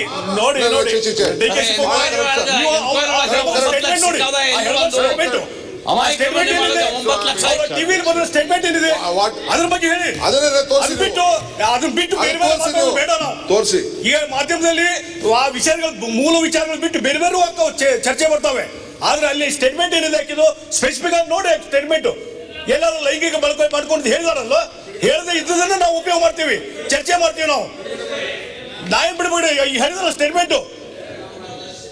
ಈಗ ನೀವು ಉತ್ತರ ಕೊಡುವಾಗ ಜಗದೀಶ್ ಶೆಟ್ಟರ್ ಅಧ್ಯಕ್ಷ ಮಾಜಿ ಮುಖ್ಯಮಂತ್ರಿಗಳು ಉತ್ತರ ಕೊಡುವಾಗ ಕೊಡಿವರಂತೆ ಸಮರ್ಪಕವಾಗಿ. ಸನ್ಮಾನ್ಯ ಅಧ್ಯಕ್ಷರೇ, ಒಂದು ನಿಮಿಷ ತಾವು ಅಪ್ಪಣೆ ಕೊಡೋದಾದ್ರೆ, ಈ ಹಿಂದಿನ ವಿಧಾನಸಭೆಯಲ್ಲಿ ಮಾನ್ಯ ಜಗದೀಶ್ ಶೆಟ್ಟರ್ ಅವರು ಇಲ್ಲಿ ಕೂತಿದ್ರು, ಪ್ರತಿಪಕ್ಷದ ನಾಯಕ. KJ ಜಾರ್ಜ್ ಅವರು ಹೋಮ್ ಮಿನಿಸ್ಟರ್ ಆಗಿದ್ದರು. ನಾನು ಮಂತ್ರಿಗಿಂತ್ರಿ ಏನಾಗಿರಲಿಲ್ಲ, ಆಡಳಿತ ಪಕ್ಷ ಸದಸ್ಯ ಹಿಂದೆ ಕೂತಿದ್ದೆ. ಒಂದು ವಿಚಾರವನ್ನು ಪ್ರಸ್ತಾಪ ಮಾಡ್ತಾ ಅಂದಿನ ಪ್ರತಿಪಕ್ಷದ ನಾಯಕರಾದ ಜಗದೀಶ್ ಶೆಟ್ಟರ್ ಅವರು ಸಕಲೇಶ್ಪುರದಲ್ಲಿ ಒಂದು ಹೆಣ್ಮಗಳದು ರೇಪ್ ಆಗಿದ್ದದ್ದು ಹೇಳಿದ್ರಿ ತಾವು. ಮಾತಾಡ್ತಾ ಹೇಳಿ 6 ತಿಂಗಳಾಗಿದೆ, ಆ ಬಟ್ಟೆ ಸಮೇತ ಸೀಸ್ ಮಾಡಿದ್ದಾರೆ, ಇದುವರೆಗೂ ಏನು ಕ್ರಮ ಜರುಗಿಸಿಲ್ಲ ಅಂತ ಸರ್ಕಾರದ ಲೋಪಗಳ ಬಗ್ಗೆ ಪ್ರತಿಪಕ್ಷದ ನಾಯಕರಾಗಿ ಮಾತಾಡ್ತಿದ್ರು. ನಾನು ತಮಗೆ ಹೇಳ್ತೇನೆ, ಒಂದು ಕ್ಷಣ ಅಲ್ಲಿ ಕೂತ್ಕೊಳ್ಳೋಕ್ಕಾಗಲಿಲ್ಲ ನನಗೆ. ಕಾಗೋಡು ತಿಮ್ಮಪ್ಪನವ್ರು ತಮ್ಮ ಪೀಠದಲ್ಲಿ ಕೂತಿದ್ರು. ನಾನು ತಕ್ಷಣ ಎದ್ದು, ಆ ಹೆಣ್ಣುಮಗಳು ನನ್ನ ಮಗಳು, ನಾವು ಸಾರ್ವಜನಿಕ ಜೀವನದಲ್ಲಿ ಈ ಸಭೆಗೆ ಬರೋದು ಜನರ ಪ್ರಾತಿನಿಧ್ಯ ಮಾಡೋದಕ್ಕೆ. ಅವ್ರ ತಂದೆ ಮಗಳು ಅಲ್ದಾಡ್ತಾ ಇದ್ದಾರೆ ಅಂತ ಅವ್ರು ಹೇಳ್ತಾರೆ. ಅವ್ರು ಬಹಳ ಸೌಮ್ಯ ಸ್ವಭಾವದ ಮನುಷ್ಯರು. ನನ್ನ ಮಗಳಿಗಾದರೆ ನಾನು ಏನು ಮಾಡ್ತೀನಿ, ಯಾಕೆ ಆ ಸಬ್ ಇನ್ಸ್ಪೆಕ್ಟರ್ ಇನ್ನೂ ಸಸ್ಪೆಂಡ್ ಆಗಿಲ್ಲ? ಜಾರ್ಜ್ ಅವರೆಲ್ಲ ಕೂತಿದ್ದಾರೆ ಕೇಳಿ. 4 ಗಂಟೆ ಒಳಗೆ ಅವನು ಸಸ್ಪೆಂಡ್ ಆಗದೆ ಹೋದರೆ ಈ ಸದನ ನಡೆಯಕ್ಕೆ ಬಿಡೋದಿಲ್ಲ ಅಂತ ನಾನು ಆಡಳಿತ ಪಕ್ಷದವನು ಹಠ ಮಾಡ್ಕೊಂಡು ಕೂತ್ಕೊಂಡೆ. ತಕ್ಷಣ ಜಾರ್ಜ್ ಅವರು ನನ್ನ ಮಾತನ್ನು ಸ್ವೀಕಾರ ಮಾಡಿ ಸದನ ಸ್ವಲ್ಪ ಹೊತ್ತು ಮುಂದಕ್ಕೆ ಹಾಕಿಸಿ ವಾಪಸ್ ಬಂದು ಸಬ್ ಇನ್ಸ್ಪೆಕ್ಟರ್ ಸಸ್ಪೆಂಡ್ ಮಾಡಿದ್ದೀವಿ ಅಂತ ಹೇಳಿ ಅನೌನ್ಸ್ ಮಾಡಿ, ಯಾರು ಅವನ ಹಿಂದೆ ಇದ್ದಾರೆ, ಅಷ್ಟು ದೊಡ್ಡ ಮನುಷ್ಯನ ಅವನು ಅಂತ ಕೇಳಿದೆ ನಾನು. ಯಾಕೆ ಈ ಮಾತು ಹೇಳ್ತೇನೆ ಅಂದರೆ, ತಾವು ಒಂದು 2 ನಿಮಿಷದ ಮೊದಲು ಹೇಳಿದ್ರಿ ಸದನದ ಗೌರವ ಏನಾಗುತ್ತೆ ಅಂತ. ಮಾನ್ಯ ಗೃಹ ಮಂತ್ರಿಗಳು ನಾನು ಕೇಳ್ತೇನೆ, ಅವರು ನಿಮಗೆ ಕೊಟ್ಟಿದ್ದಾರೆ ಮನವಿಯನ್ನು. ಹೇಗೆ ನಮ್ಮ ಸಹೋದರರು, ನಮ್ಮ ಸಹೋದ್ಯೋಗಿ ರಮೇಶ್ ಜಾರಕಿಹೊಳಿಯವರು ತಮಗೆ ತಮ್ಮ ನೋವನ್ನು ತೋಡ್ಕೊಂಡು ಒಂದು ಅರ್ಜಿ ಕೊಟ್ಟಿದ್ದಾರೆ, ಅದೇ ರೀತಿ ಆ ಹೆಣ್ಮಗಳು ಕೊಟ್ಟಿದ್ದಾಳೆ. ಸತ್ಯ ನಮಗೆ ಗೊತ್ತಿಲ್ಲ, ಅದೇ ಸತ್ಯ ಅಂತ ನಾವು ಹೇಳ್ತಾ ಇಲ್ಲ. ಒಂದು ವಿಶೇಷ ತನಿಖಾ ದಳ, ಸ್ಪೆಷಲ್ ಇನ್ವೆಸ್ಟಿಗೇಷನ್ ಟೀಮ್ ನೀವು ಮಾಡಿದಾಗ ಟರ್ಮ್ಸ್ ಆಫ್ ರೆಫರೆನ್ಸ್ ಇಲ್ಲದೆ ಹೋದರೆ ಏನು ಕೆಲಸ ಏನು ಅವ್ರಿಗೆ? SITಗೆ ವಾಟ್ಸ್ ದ ಜಾಬ್? ಈ ಹೆಣ್ಮಗಳು ತಾನು ಕೊಟ್ಟಿರ್ತಕ್ಕಂಥ ಮನವಿ, ನನ್ನ ಜೀವ ಅಪಾಯದಲ್ಲಿದೆ, ನಾನು ಏನೋ ಕಷ್ಟಕ್ಕೆ ಹೋದೆ, ನನಗೆ ಹೀಗಾಯಿತು ಅಂತ ಹೇಳಿ, ಅದು ಕೂಡ ಟರ್ಮ್ಸ್ ಆಫ್ ರೆಫರೆನ್ಸ್ಗೆ ಇನ್ಕ್ಲೂಡ್ ಆಗುತ್ತಾ, ಇನ್ಕ್ಲೂಡ್ ಆಗೋದಿಲ್ವಾ? ಪ್ಲೀಸ್ ಡೌನ್ 1973ರಲ್ಲಿ R.D. ಕಿತ್ತೂರ್ ಅವರು, he was a minister in this house, Belgaum ಜಿಲ್ಲೆಯಿಂದ ಆರಿಸಿ ಬಂದಿದ್ರು. ಸುಮಿತ್ರಾ ಕುಲಕರ್ಣಿ ಅಂತಕ್ಕಂಥ ಒಂದು ಹೆಣ್ಣುಮಗಳು ಅವರ ಮನೆ ಹತ್ರಕ್ಕೆ ಹೋಗಿದ್ರು. ಅನಂತರ ಅವರು ನಾಪತ್ತೆ ಆಗಿದ್ದಾರೆ ಅಂತ ಒಂದು ಪ್ರೆಸ್ ರಿಪೋರ್ಟ್. ಇಡೀ ಸದನದಲ್ಲಿ ಆ ಸುಮಿತ್ರಾ ಕುಲಕರ್ಣಿ ಯಾರು, ಆ ಹೆಸರಿನವಳು ಯಾರಾದರೂ ಇರಲಿಲ್ವಾ, ಆಕೆ ಹೋಗ್ಲಿಲ್ವಾ, ಕಿತ್ತೂರವ್ರು ಏನಾದರೂ ಮಿಸ್ಬಿಹೇವ್ ಮಾಡಿ? ಏನೂ ಇಲ್ಲ ರೀ, ಕಥೆನೇ ಇಲ್ಲ. Remember, he was a scheduled caste man, he was sacked. ಈ ಸದನದಲ್ಲಿ ಇಂಥವೆಲ್ಲ ಬಹಳ ನಡೆದಿದ್ದಾವೆ. After all Ramesh Jarkiholi is our colleague. ನಾನು ನನ್ನನ್ನು ಅವ್ರ ಸ್ಥಿತಿಯಲ್ಲಿ ಇಟ್ಕೊಳ್ತೇನೆ. ಅವ್ರ ಕುಟುಂಬ ಏನಾಗ್ಬೋದು, ಅವ್ರ ಹೆಣ್ಮಕ್ಳು ಏನಾಗ್ಬೋದು, ಮನೆಯವ್ರು ಏನು ತಿಳ್ಕೊಬೋದು, ಅವ್ರಿಗೆಷ್ಟು ನೋವಾಗ್ಬೋದು, ಅದನ್ನೆಲ್ಲ. But at the same time ಆ ಹೆಣ್ಮಗಳು, ಅವಳು ನಮ್ಮ ಮಗಳಲ್ವಾ? ಅವಳು ಹೇಳಿದ್ದು ಸತ್ಯ ಸುಳ್ಳು ಇನ್ನೊಂದು ಮತ್ತೊಂದು ಅದೆಲ್ಲ ವಿಚಾರಣೆ ಆದ್ಮೇಲೆ ತಾನೆ ತೀರ್ಮಾನಕ್ಕೆ ಏಕಾಏಕಿ ಬರೋಕ್ಕೆ ನಮಗೇನು ಅದು ಅಧಿಕಾರ ಇದೆ. ಸೊ ವಿಚಾರಣೆಗೆ, ಅದರ ವ್ಯಾಪ್ತಿಗೆ ನಾನು ತಮ್ಮಲ್ಲಿ ವಿನಂತಿ ಮಾಡ್ಕೊಳ್ತೇನೆ ಮಾನ್ಯ ಅಧ್ಯಕ್ಷರ ಮುಖೇನ, in the interest of justice, bring that also under the terms of reference. Is it not necessary? Is it not an important component? The other things I will get up afterwards. ಮಾನ್ಯ ಸಭಾಧ್ಯಕ್ಷರೇ, ರಮೇಶ್ ಕುಮಾರ್ ಅವರು ಒಂದು important ಡೈಮೆನ್ಷನನ್ನು ಇದಕ್ಕೆ ಕೇಳಿದ್ದಾರೆ, ಭಾಳ ಒಳ್ಳೆಯದಾಯಿತು. ಮಾನ್ಯ ಸಭಾಧ್ಯಕ್ಷರೇ, ನನ್ನ ರೆಫರೆನ್ಸಲ್ಲೂ ಕೂಡ ಸಂಪೂರ್ಣವಾದಂಥ ಷಡ್ಯಂತ್ರ ಅಂದರೆ ದಿನೇಶ್ ಕಲ್ಲಳ್ಳಿಯ ಕಂಪ್ಲೇಂಟ್ ಸಮೇತ ಇದರ ಹಿಂದಿರೋರು ಯಾರ್ಯಾರಿದ್ದಾರೆ ಸಂಪೂರ್ಣವಾಗಿ ತನಿಖೆ ಮಾಡಿ ಅಂತಾನೆ ನಾನು ಹೇಳಿರುವಂತದ್ದು. ಒಂದನೇದಾಗಿ ಒಂದ್ ಸೆಕೆಂಡ್ ಕೇಳಿ ಅಲ್ಲ you should listen to me. So need to help you. Dinesh Kallahalli ಅವರ ಕಂಪ್ಲೇಂಟ್ ಹಿಂದೆ ಯಾರಾದರೂ ಇರುವುದಾದರೆ ಅದು ಟರ್ಮ್ಸ್ ಆಫ್ ರೆಫರೆನ್ಸ್ಗೆ ಅಗತ್ಯವಾಗಿ ಬರಬೇಕು. ಹಾಗೇನೆ ಆ ಕಂಪ್ಲೇಂಟ್ ವಿತ್ಡ್ರಾ ಮಾಡಿಸೋದಕ್ಕೆ ಯಾರ್ಯಾರಿದ್ರು ಅನ್ನೋದು ಬರಬೇಕಾಗುತ್ತೆ. ಹೇಳ್ತೀನಿ ಕೇಳಿ. ಅಲ್ಲದೆ I have brief the initial this thing to STF that complete ಆಗಿ ಎಲ್ಲ ಆಯಾಮಗಳ ಇದು ಆಗಬೇಕು, ಇನ್ವೆಸ್ಟಿಗೇಷನ್ ಆಗಬೇಕು. ಆ ವಿಡಿಯೋ ಬಂದ ತಕ್ಷಣವೇ ಇದು ಕೂಡ ಇನ್ವೆಸ್ಟಿಗೇಷನ್ ಆಗಬೇಕು ಅನ್ನುವಂಥ ಸೂಚನೆಯನ್ನು ಕೂಡ ಕೊಟ್ಟಿದ್ದೇನೆ. ಅದಕ್ಕೆ ತುರ್ತಾಗಿ ಅವಳಿಗೆ ರಕ್ಷಣೆ ಕೊಡೋದಕ್ಕೂ ಕೂಡ ಸೂಚನೆಯನ್ನು ಕೊಟ್ಟಿದ್ದೇನೆ. ಯಾಕಂದ್ರೆ she has address to me, it is my duty. Immediately police commissioner one second sir one second ಅಲ್ಲ ಅದು ಬೇರೆ ವಿಚಾರ. ಸರಿ ಒಂದು ನಿಮಿಷ ಒಂದು ನಿಮಿಷ ನಾನು ಮಾತಾಡಕ್ಕೆ ಬಿಡಿ ದಯವಿಟ್ಟು. ಆ ಲೆಟರಲ್ಲಿ ವಿಚಾರಣೆ ಮಾಡಿ ವರದಿ ಅಂತ ಕೊಡೋದ ನಂತರ ನಡೆದಂಥ ಘಟನೆಯ ಅನುಗುಣವಾಗಿ ಆ ಹೆಣ್ಣು ಮಗಳ CD ಬಂದ ಮೇಲೆ, ಅದು ವಿಶೇಷವಾಗಿ ನನಗೆ ಅಡ್ರೆಸ್ ಮಾಡಿದ ಮೇಲೆ ಇಟ್ ಈಸ್ ಮೈ ಡ್ಯೂಟಿ. ಅದಕ್ಕೆ ನಾನು ಕೂಡಲೇ ನಾಟ್ ಇವನ್ 1 hour ಒಳಗಡೆನೆ ಇವಳಿಗೆ ಕೂಡಲೇ ರಕ್ಷಣೆಯನ್ನು ಕೊಡಿ ಅಂತ ಹೇಳೋದು ಅಷ್ಟೇ. ಒಂದು second sir, let me you are not allowing to complete. ಅಲ್ಲದೆ ಆ ವಿಡಿಯೋನು ಕೂಡ ತನಿಖೆಗೆ ಒಳಪಡಿಸಿ ಸತ್ಯಾಸತ್ಯವನ್ನು ಮಾಡಿ ಸ್ಟೇಟ್ಮೆಂಟ್ಗಳನ್ನು ತಗೊಳ್ಳಿ ಅಂತ ಹೇಳಿದ ತಕ್ಷಣವೇ ಅವತ್ತೇ ನೋಟಿಸ್ ಇಶ್ಯೂ ಆಗಿದೆ. ಅವಳು ರಕ್ಷಣೆಗೆ ಹುಡುಕಾಟನೂ ಮಾಡ್ತಾ ಇದ್ದೇವೆ. ಯಾವ ಹೆಣ್ಣುಮಗಳು ರಕ್ಷಣೆ ಕೇಳ್ತಾ ಇದ್ದಾಳೆ, ಅವಳು ಎಲ್ಲಿದ್ದಾಳೆ ಅಂತ ಗುರುತಿಸೋದು ಅಷ್ಟೇ ಅವಶ್ಯಕತೆ. ಅವಳು she is not coming forward. ಆದರೂ ಕೂಡ ನಾವೇನು ಹೇಳಿದ್ದೇವೆ, ನೋಟಿಸ್ನಲ್ಲಿ ಏನು ಹೇಳಿದ್ದೇವೆ ಅಂದರೆ ಕೇವಲ ನಾವು ರಕ್ಷಣೆ ಕೊಡ್ತೀವಿ ಅಂತ ಅಷ್ಟೇ ಹೇಳಿಲ್ಲ.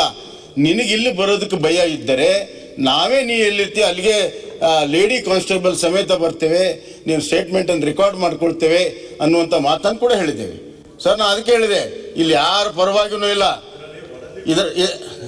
ಅಲ್ಲ ಅದಾದ್ಮೇಲೆ ವಿಡಿಯೋ ಬಂದಿರೋದು ಕೊಟ್ಟಿಲ್ಲ ಇವರು. ಅಲ್ಲ ಸರ್,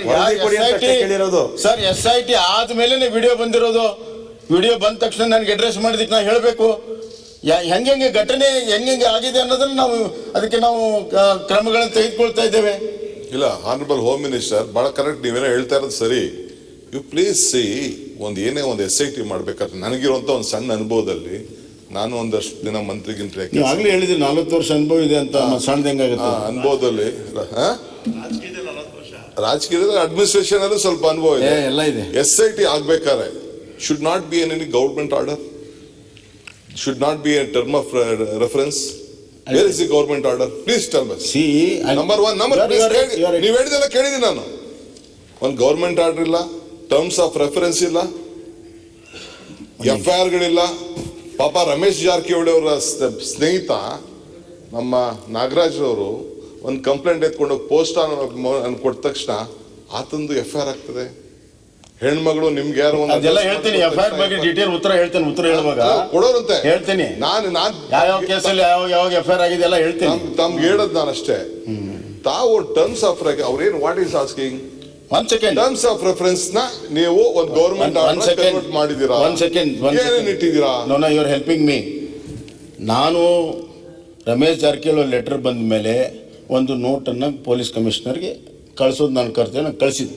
ಅದಾದಮೇಲೆ police commissioner he has formed SIT and he has pass the order to the SIT members. ಒಂದು ಆರ್ಡರ್ ಮಾಡಿ, ನಾನು ಆರ್ಡರ್ ಮಾಡಲ್ಲ, ಕಮಿಷನರ್ ಆಫ್ ಪೊಲೀಸ್ ಆರ್ಡರ್ ಮಾಡ್ತಾರೆ. ಆ ಆರ್ಡರ್ ಆಗಿದೆ. ನಾವು ಒಂದು ನಿಮಿಷ ಸರ್, ಒಂದೇ ಒಂದು ನಿಮಿಷ. ಶಿವಕುಮಾರ್ ಒಂದು ನಿಮಿಷ. ಅಲ್ಲ ಹೇಳಿದ್ನಲ್ಲ, ಕಮಿಷನರ್ ಆರ್ಡರ್ ಮಾಡಿದ್ದಾರೆ ಅಂತ ಹೇಳಿದ್ರು. Commissioner is not A government. ಒಂದು ನಿಮಿಷ ಶಿವಕುಮಾರ್ ಅವರೇ. Commissioner is not A government sir. It is the secretary, the home secretary, your secretary has to form a government order. Sir, commissioner is empowered. One second.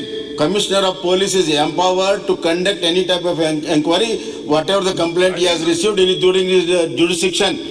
ಅವ್ರಿಗೆ ಅಧಿಕಾರ ಇದೆ. SIT ಮಾಡೋ ಅಧಿಕಾರನೂ ಕೂಡ ಅವ್ರಿಗೆ ಇದೆ. SIT ಪವರ್ಸ್ ಕೊಟ್ಟಿಲ್ಲ ಅವರು, ವರದಿ ಕೇಳಿದ್ದಾರೆ. ಅಲ್ಲ ಈಗ ಅಲ್ಲರಿ, ಒಂದ್ ನಿಮಿಷ. ಈಗ ತನಿಖೆ ಮಾಡಿದ ಮೇಲೆ ಆಟೋಮೆಟಿಕ್ಲಿ ಆಕ್ಷನ್ ಫಾಲೋಸ್. ಮುಂದಿನ ಕ್ರಮ ತೆಗೆದುಕೊಳ್ಳೋದಕ್ಕೆ ಅಂತ ಹೇಳಿದ್ದೇವೆ. ಒಂದ್ ನಿಮಿಷ ಕೇಳಿ, ಮುಂದಿನ ಕ್ರಮ ಅಂತ ಹೇಳಿದ್ದೇವೆ ಅದರಲ್ಲಿ. ಈಗ ಮಾನ್ಯ ಗೃಹ ಮಂತ್ರಿಗಳು ಆ ಹೆಣ್ಮಗಳು ಇವರಿಗೆ ಮನವಿ ಮಾಡಿದ ತಕ್ಷಣ ರಕ್ಷಣೆ ಕೊಡ್ತೀವಿ, ನೀನು ಎಲ್ಲಿದ್ದೀಯ ಹೇಳಮ್ಮ. ಅಲ್ಲಿಗೆ ಪೊಲೀಸು ಹೆಣ್ಮಕ್ಳನ್ನು ಯಾರು ಹೆಣ್ಮಕ್ಳು ಪೊಲೀಸ್ ಹತ್ರ ಕಳಿಸ್ತೀವಿ. Sir, I congratulate you. That's the duty of a home minister. ಆದರೆ I want to remind you of your duty. ಆಕೆ ಯಾರು, ಎಲ್ಲಿದ್ದಾಳೆ, ಆ ಹೆಸರಿನವರು ಇದ್ದಾರೋ ಇಲ್ವೋ? ಗುಮ್ಮ ಯಾರೋ ಬಚ್ಚಿಟ್ಕೊಂಡು ಒಂದು ಮನವಿ ನಿಮಗೆ ಕೊಟ್ಬಿಟ್ಟು ರಮೇಶ್ ಜಾರಕಿಹೊಳಿ ಅವರಿಗೆ ಸತಾಯಿಸ್ತಾ ಇದ್ರೆ ನಾವೆಲ್ಲ ಇಡೀ ಸದನ ನೋಡ್ಕೊಂಡಿರ್ಬೇಕಾ? ನಮ್ಮ ಕಲೀಗ್ಗೆ ಅನ್ಯಾಯ ಆಗ್ತಾ ಇದ್ರೆ have you try to find out and locate who this complainant is, where she is?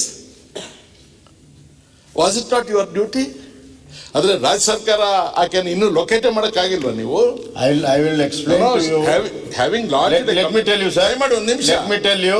ಒಬ್ಬ ರಾಜ್ಯದ ಮಂತ್ರಿ ಆಗಿದ್ದವರು, ಇಷ್ಟು ಸುದೀರ್ಘ ರಾಜಕೀಯ ಹಿನ್ನೆಲೆ ಇರ್ತಕ್ಕಂಥ ಒಬ್ಬ ಪ್ರಭಾವಿ ರಾಜಕಾರಣಿ ಮೇಲೆ ಆ ಥರ ಒಂದು ಅರ್ಜಿ ಕೊಟ್ಬಿಟ್ಟು ತಾನು ಬಚ್ಚಿಟ್ಕೊಂಡು ಕೂತ್ಕೊಂಡ್ರೆ ಸರ್ಕಾರ ಅಸಹಾಯಕವಾಗಿ ಇರ್ಬೋದಾ? ನಾನು I am on behalf of Ramesh Jarkiholi. ನೀವು ಸರ್ಕಾರದವರು ಆ ಹೆಣ್ಮಗಳು ಎಲ್ಲಿದ್ದಾಳೆ, ಆಕೆಗೆ ಹಿಂಸೆ ಕೊಡೋದು ಬೇಡ, ಹುಡುಕ್ಬೇಡ್ವಾ, ಪತ್ತೆ ಹಚ್ಚಬೇಡ. ಈಗ ಇದು ಸತ್ಯನ ಸುಳ್ಳು ಅಂತ ತಿಳ್ಕೊಬೇಡ್ವಾ? ಏನಮ್ಮ ನೀನೇ ಕಳ್ಸಿದ್ಯಾ? ದಯಮಾಡಿ ಕೂತ್ಕೊಳ್ಳಿ. ಈ ಕಂಪ್ಲೇಂಟ್ ನೀನೇ ಕಳ್ಸಿದ್ಯಾ? ಏನಮ್ಮ ನಿನ್ನ ಹತ್ರ ಏನು ಪುರಾವೆಗಳಿದ್ದಾವೆ, ಏನು ಕೇಳಬೇಕಲ್ವಾ? ಇವತ್ತಿಗೆ ಸಾರ್ವಜನಿಕರ ಗಮನಕ್ಕೆ, ಮಾಹಿತಿಗೆ ಅಂತ ಹೆಣ್ಮಗಳೊಬ್ಳು ಇದ್ದಾಳ ಇಲ್ವೋ? ಈ ಅಜ್ಜಿ ಸುಳ್ಳು ಸತ್ಯನೋ? ಇದನ್ನು ಯಾರು ಷಡ್ಯಂತ್ರ ಮಾಡಿದ್ರು? ನೀವು ಮಾಡಿದ್ರು, ಇವ್ರು ಮಾಡಿದ್ರು, ಅವ್ರಿಗೆ ಯಾರಾದರೂ ಇನ್ಯಾರಾದರೂ ವಿರೋಧಿಗಳು ಇದು ಮಾಡಿದ್ರು? ಕುಟುಂಬದ ವರ್ಗದಲ್ಲಿ ಯಾರಾದರೂ ವಿರೋಧಿಗಳಿದ್ದಾರೆ, ಅವ್ರು ಸ್ವಲ್ಪ ಬಿಸ್ನೆಸ್ ಅದು ಇಟ್ಕೊಂಡಿದ್ದಾರೆ, ಅದರಲ್ಲಿ ಯಾರಾದರೂ ವಿರೋಧಿಗಳಿದ್ದಾರೋ? ಅಥವಾ ಒಳ ರಾಜಕೀಯದಿಂದ ನೀವು ಮಾಡಿದ್ರು, ಅಥವಾ ಹೊರಗಿನ ದ್ವೇಷ ತೀರಿಸ್ಕೊಳ್ಳೋಕೆ ನಮ್ಮ ಪಾರ್ಟಿಯವ್ರು ಮಾಡಿದ್ರು? But he is victimised. Should you not, what is the effort that the government has made to locate the whereabouts of that complainant? Please wait for my answer. I will tell you inch by inch what are the efforts done by our SIT. I will answer what all efforts we have done. ಖಂಡಿತವಾಗಿಯೂ ನಾವು ಅಸಹಾಯಕರು ಅಲ್ಲ. ನಾನು ಆಗಲೇ ಹೇಳಿದ್ದೆ, ನೀವು ಇರಲಿಲ್ಲ. ಇದರಲ್ಲಿ ಸತ್ಯದ ಪರವಾಗಿರೋದು ಅಷ್ಟೇ. ಅದಕ್ಕೆ ನಾವು will go to any extent. ನಾವು ಆ ಹೆಣ್ಣು ಮಗಳಿಗೆ ರಕ್ಷಣೆ ಕೊಡೋದು ಎಷ್ಟು ಪ್ರಾಮಾಣಿಕತೆ ಇದೆಯೋ, ಆ ಹೆಣ್ಣು ಮಕ್ಕಳ ಒಂದು ಹೇಳಿಕೆಯನ್ನು ಕೂಡ ಸತ್ಯಾಸತ್ಯವನ್ನು ಪಡ್ಕೊಳ್ಳೋದಕ್ಕೆ ಅಷ್ಟೇ ಆಸಕ್ತಿ ಇದೆ. ಆದ್ದರಿಂದ ಒಂದು ಸಣ್ಣ ಇದನ್ನು ಕೂಡ ಬಿಡದಂಗೆ ನಾವು ಇವತ್ತು ಹುಡುಕ್ತಾ ಇದ್ದೇವೆ. ಅಲ್ಲ, ಒಂದು ನಿಮಿಷ ಸರ್. ಅಲ್ಲ, ನನ್ನ ಮಾತಿಗೆ ಪೂರ್ಣ ಮಾಡಿ. I will listen to you completely. We have not stop turning any stone unturned. ಎಲ್ಲ ಪ್ರಯತ್ನಗಳನ್ನು ಮಾಡ್ತಾ ಇದ್ದೇವೆ. ಅದಕ್ಕೆ ಹಲವಾರು ಲೀಡ್ಗಳು ಸಿಕ್ಕಿದ್ದಾವೆ. ಕೆಲವುಗಳನ್ನು ಇಲ್ಲಿ ಹೇಳುವಂಥದ್ದಿದೆ, ಕೆಲವನ್ನ ಹೇಳದಿರುವಂಥದ್ದು ಕೂಡ ಇದೆ ಈ ತನಿಖೆ ಹಿತದೃಷ್ಟಿಯಿಂದ. ಆದ್ದರಿಂದ ಎಲ್ಲವನ್ನೂ ಕೂಡ ಇಲ್ಲಿ ಹೇಳಿದರೆ ಅಲ್ಲಿ ಪಾರಾಗೋದಕ್ಕೆ, ತಪ್ಪಿಸ್ಕೊಳ್ಳೋದಕ್ಕೆ ಸಾಧ್ಯತೆಗಳು ಕೂಡ ಇದೆ. ಆದ್ದರಿಂದ ನೀವು ಪ್ರಶ್ನೆ ಕೇಳಿದ್ರಿ, ಏನು ಎಫರ್ಟ್ಸ್ ಮಾಡಿದ್ದೀರಿ ನೀವು ಅಂತ. ಖಂಡಿತವಾಗಿ ಹೇಳ್ತೇನೆ, ಏನೆಲ್ಲ ಎಫರ್ಟ್ಸ್ ಮಾಡಿದ್ದೇವೆ, ಎಲ್ಲಿಂದ ಪ್ರಾರಂಭ ಆಯಿತು, ಹೆಂಗಾಯಿತು, ನಮ್ಮ ಹತ್ರ ಏನೇನು ಮಾಹಿತಿಗಳಿತ್ತು, ಆಧಾರದ ಮೇಲೆ ಏನೇನೆಲ್ಲ ಮಾಡಿದ್ವಿ, ಖಂಡಿತವಾಗಿ ಎಫರ್ಟ್ಸ್ ಹೇಳ್ತೀನಿ. ಏನಾಗುತ್ತೆ, ಒಂದಕ್ಕೊಂದು ಅಲ್ಲ, ನಾನೇನು ಇನ್ನ ಉತ್ತರನ ಕೊಟ್ಟಿಲ್ಲ ಅಂತಿದ್ರಲ್ಲ, ಸಂಶಯಗಳು ಬೆಳೆದಕ್ಕೆ. ಈಗ ಸದಾಶಿವನಗರ್ ಪೊಲೀಸ್ ಸ್ಟೇಷನ್ಗೆ ರಮೇಶ್ ಜಾರಕಿಹೊಳಿ ಅವರ ಪರವಾಗಿ ಒಬ್ರು ಹೋಗಿ ದೂರು ಕೊಡ್ತಾರೆ. ಆ ದೂರಿನ ಸಾರಾಂಶ ನೋಡಿದಾಗ ಅವೆಲ್ಲವೂ ಕೂಡ ಕಾಗ್ನಿಸಿಬಲ್ ಅಫೆನ್ಸಸ್ ಇದ್ದಾಗ ಯಾರು ನೊಂದ ವ್ಯಕ್ತಿ ಇರ್ತಾರೆ ಅವರು ಸ್ವತಃ ಹೋಗಿ ಅರ್ಜಿ ಕೊಡಬೇಕು. ಪೊಲೀಸ್ ಸ್ಟೇಷನ್ನಲ್ಲಿರ್ತಕ್ಕಂಥ ಸ್ಟೇಷನ್ ಹೌಸ್ ಆಫೀಸರ್ಗೆ ಇಟ್ಸ್ ಎ ಡಿಫೆಕ್ಟಿವ್ ಕಂಪ್ಲೇಂಟ್ ಅಂತ ತಿಳ್ಕೊಳಕ್ಕೆ ಯೋಗ್ಯತೆ ಇರಲ್ವಾ? ನಾಳೆ ಸಪೋಸಿಂಗ್ ಎನ್ಕ್ವೈರಿ ಇನ್ನೊಂದು ಹಂತಕ್ಕೆ ಬರುತ್ತೆ, ರಮೇಶ್ ಜಾರಕಿಹೊಳಿ ಅವರು ಒಂದು ಸ್ಟ್ಯಾಂಡ್ ನನ್ನ ಕಂಪ್ಲೇಂಟ್ ಅಲ್ಲ, ಅದು ನಾನು ಬಂದಿಲ್ಲ, ನಾನು ಕೊಟ್ಟಿಲ್ಲ ಅಂತ ಹೇಳ್ತಾರೆ. ಆವಾಗ ಏನಾಗೋದು? Can the police proceed on the basis of a defective complaint? Is it not a defective complaint? Is it a perfect complaint? Is not the police officer aware, educated, distinctly clear as to how a complaint should be, from whom it should be? When it consists of cognizable offences, the aggrieved person should himself be present. Sir, you are right. 1 second. One to one. ಒಬ್ಬ complaint ಕೊಡ್ತಾನೆ, ಆಮೇಲೆ ವಿತರಣಾ ಮಾಡಕ್ಕೆ ಹೋಗ್ತಾನೆ, ಆಮೇಲೆ ಈ ಹೆಣ್ಮಗಳು ಒಂದು ಮನವಿ ಮಾಡ್ಕೊಡ್ತಾಳೆ, ಅವ್ರ ಪರವಾಗಿ ಇನ್ನೊಬ್ರು ಯಾರೋ ಹೋಗ್ಕೊಡ್ತಾರೆ, ಅವ್ರು ಇವ್ರಿಗೆ ಅರ್ಜಿ ಕೊಡ್ತಾರೆ, ಇವ್ರು SIT ಮಾಡ್ತಾರೆ. SIT ಟರ್ಮ್ಸ್ ಆಫ್ ರೆಫರೆನ್ಸ್ ಇಲ್ಲ. ಯಾರು Terms of reference ಇಲ್ಲಿ ಇಲ್ಲ ಅಂತ ಹೇಳಕ್ ಹೋಗ್ಬೇಡಿ. ನಿಮಿಷ ಕೂತ್ಕೊಳ್ಳಿ. Why are you in a hurry? Sir ಹಂಗಲ್ಲ, ದಯಮಾಡಿ ಕೂತ್ಕೊಳ್ಳಿ ಸರ್. ನೀವು ಮಾತಾಡುವಾಗ ನಾ ಕೂತಿರ್ಲಿಲ್ವಾ? Please sit down, I am willing to hear. ಅವ್ರು ಹೇಳಿದ್ರು ಕೆಲವೆಲ್ಲ ಹೌದು, ಶೀಲ ಅಶ್ಲೀಲ, ಸದನದ ಗೌರವ ಹೋಗಬಾರ್ದು. ತೆಲುಗಲ್ಲಿ ಹಾಡಿನಲ್ಲಿ ಒಂದು ಲೈನ್ ಬರುತ್ತೆ, ಅರಿಟಾಕು వంటిది ఆడదాని శీలము ಮುಳ್ಳುಗುಚ್ಚಿಪೋಯಿನ ಮುಕ್ಕಲೇ ಮಿಗುಲನು. ಬಾಳೆ ಎಲೆ ಇರುತ್ತಲ್ಲ, ಹೆಣ್ಣಿನ ಶೀಲ ಬಾಳೆ ಎಲೆ ಇದ್ದಂಗಿರುತ್ತಂತೆ. ಒಂದು ಸಣ್ಣ ಮುಳ್ಳು ಅದಕ್ಕೆ ತಾಗಿದ್ರು ಕೂಡ ಅದು ಹರಿದು ಪೀಸ್ ಆಗೋಗ್ಬಿಡುತ್ತೆ, ಆಮೇಲೆ ಬಾಳೆ ಎಲೆಯಾಗಿ ಉಳಿಯೋದಿಲ್ಲ ಅದು. We are as much concerned as you are about things not being disclosed which should not be disclosed, but things that should be disclosed essentially in the interest of public cannot be concealed in such names. Let this clarity be there with the government. we are very much clear. Sir, one second sir. Sir, last sir, in ಆ ಕಡೆ ಅವರು ಅಲ್ಲಿ ಮಾತಾಡಂಗಿಲ್ಲ, ನಾನು ಮಾತಾಡಲ್ಲ. ಒಂದೇ second. ಇಲ್ಲ ಅವರು ಹಂಗೆ ಕ್ವಶನ್ ಕೇಳ್ತಾರೆ, ನಿಮ್ಮಂಗೆ ಮಾತಾಡಿದ್ರೆ ಅದಕ್ಕೆ ಆಮೇಲೆ ಒಟ್ಟಿಗೆ ಕೊಡ್ಬೋದು. ಅವ್ರು ಪರ್ಟನೆಂಟ್ ಕ್ವಶನ್ ಕೇಳಿದಾಗ ಹೇಳಲೇಬೇಕಾಗ್ತದೆ. ಮಾನ್ಯ ಸಭಾಧ್ಯಕ್ಷರಿಗೆ he has raised that complaint ಕೊಟ್ಟ ಮೇಲೆ ಅಸರ್ಟೈನ್ ಮಾಡ್ಕೊಳ್ಳುವಂಥದ್ದು ಒಬ್ಬ SHO ಒಂದು ಕರ್ತವ್ಯ. ಹೌದಲ್ಲ, ಖಂಡಿತವಾಗೂ ಅದ್ರ ಸಲುವಾಗಿಯೇ ರಮೇಶ್ ಜಾರಕಿಹೊಳಿ ಅವ್ರನ್ನ 2 ಬಾರಿ ಕರೆಸಿ ಅವ್ರು ಹೇಳಿರುವಂಥ ವಿಚಾರ, ಕಂಪ್ಲೇಂಟ್ ವಿಚಾರ ಎಲ್ಲವನ್ನೂ ಕೂಡ ವಿಚಾರಣೆ ಮಾಡಿದ್ದೇವೆ. ಏನು ಕಾನೂನು ಪ್ರಕಾರ ಏನು ಮಾಡಬೇಕು ಎಲ್ಲವನ್ನೂ ಕೂಡ ಮಾಡಿದ್ದೇವೆ.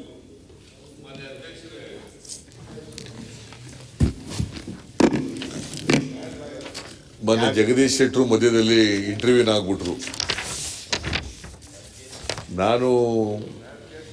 ನಾನೇ ಸೃಷ್ಟಿ ಮಾಡ್ಕೊಂಡು ಯಾರ ಮೇಲೂ ಕೂಡ ಹೇಳಕ್ ಹೋಗಬಾರ್ದು. ಅದು ಹೆಣ್ಮಕ್ಳ ಬಗ್ಗೆ ಮಾತಾಡುವಾಗ ಬಹಳ ಎಚ್ಚರಿಕೆಯಿಂದ ಮಾತಾಡಬೇಕು. ಅದರಿಂದ ನಾನು ಅವರ ವಿಡಿಯೋ ರೆಕಾರ್ಡ್ನ ಎಲ್ಲ ತರಿಸಿ ನೋಡಿ, 38 ಸೆಕೆಂಡ್ಸ್ದು ಅದು ವಿಡಿಯೋ ರೆಕಾರ್ಡ್ ಇರೋದು. ಅದ್ರಲ್ಲಿ ಏನು ಹೇಳಿದ್ದಾರೆ ಹೆಣ್ಮಗಳು ಅಂತಂದ್ರೆ, ಕೆಲಸ ಕೊಡಿಸುವುದಾಗಿ ಮಾಜಿ ಜಲಸಂಪನ್ಮೂಲ ಸಚಿವ ರಮೇಶ್ ಜಾರಕಿಹೊಳಿ ಅವರು ನನ್ನನ್ನು ಬಳಸಿಕೊಂಡಿದ್ದಾರೆ. ಕೆಲಸ ಕೊಡಿಸುವುದಾಗಿ ಮಾಜಿ ಜಲಸಂಪನ್ಮೂಲ ಸಚಿವ ರಮೇಶ್ ಜಾರಕಿಹೊಳಿ ಅವರು ನನ್ನನ್ನು ಬಳಸಿಕೊಂಡಿದ್ದಾರೆ. ರಮೇಶ್ ಜಾರಕಿಹೊಳಿ ಅವರೇ ಇದೀಗ ವಿಡಿಯೋ ಕೂಡ ಬಿಡುಗಡೆ ಮಾಡಿದ್ದಾರೆ. ಅವ್ರ ವಿಡಿಯೋ ರೆಕಾರ್ಡ್ ಅಪ್ಪ, ನಂದೆಲ್ಲ ಇದು. ನನಗೆ ಯಾವ ರಾಜಕೀಯ ಬೆಂಬಲ ಇಲ್ಲ. ಮನೆ ಬಳಿ ಬಹಳ ಮಂದಿ ಬಂದು ಹೋಗುತ್ತಿದ್ದಾರೆ. ನನಗೆ ಯಾವುದೇ ರಕ್ಷಣೆ ಇಲ್ಲ. ಹೀಗಾಗಿ ನನಗೆ ಸೂಕ್ತ ರಕ್ಷಣೆ ನೀಡಬೇಕು ಎಂದು ಗೃಹ ಸಚಿವ ಬಸವರಾಜ ಬೊಮ್ಮಾಯಿ ಅವರನ್ನು ಕೋರುತ್ತೇನೆ. ವಿಡಿಯೋ ಹೇಗೆ ಮಾಡಿದ್ದಾರೆ ಎಂಬುದು ನನಗೆ ಗೊತ್ತಿಲ್ಲ. ನನ್ನ ಹಾಗೂ ಕುಟುಂಬದ ಮರ್ಯಾದೆ ಸಂಪೂರ್ಣ ಹಾಳಾಗಿದೆ. ಘಟನೆಯಿಂದ ನಾನು 3-4 ಬಾರಿ ಆತ್ಮಹತ್ಯೆಗೆ ಯತ್ನಿಸಿದ್ದೇನೆ. ಪೋಷಕರು 2 ಬಾರಿ ಆತ್ಮಹತ್ಯೆಗೆ ಯತ್ನಿಸಿದ್ದಾರೆ ಎಂದು ಯುವತಿಯು ವಿಡಿಯೋದಲ್ಲಿ ಕಣ್ಣೀರಿಡುತ್ತಾ ತಿಳಿಸಿದ್ದಾಳೆ. 34 ಸೆಕೆಂಡ್ಗಳ ಈ ವಿಡಿಯೋ ಹೇಳಿಕೆ ವೈರಲ್ ಆಗಿದೆ. It is not my statement, Jagadish ಶೆಟ್ರೆ. ಓಕೆ, ನಾನು ಈಗ ಇದು ಆಯಿತು ಗೊತ್ತಾದ ಮೇಲೆ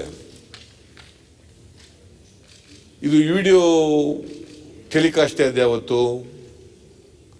ಇದು CD 2 ಮಾರ್ಚ್ 2021. ಇವರು ಕಂಪ್ಲೇಂಟ್ ಕೊಟ್ಟದೆಷ್ಟು? ಯಾವಾಗ? 13/3/2021. ಇವತ್ತೆಷ್ಟು ತಾರೀಕು? 22ನೇ ತಾರೀಕು ಇವತ್ತು. ಈ ಅಮ್ಮ ವಿಡಿಯೋ ಮಾಡಿದಲ್ಲಿ ಇವತ್ತಿನವ್ರಿಗೆ ಪೊಲೀಸ್ನವ್ರಿಗೆ ಅಮ್ಮ ಎಲ್ಲಿದ್ದಾಳೆ ಅಂತ ಪತ್ತೆ ಹಚ್ಚಕ್ಕಾಗಲ್ವೋ?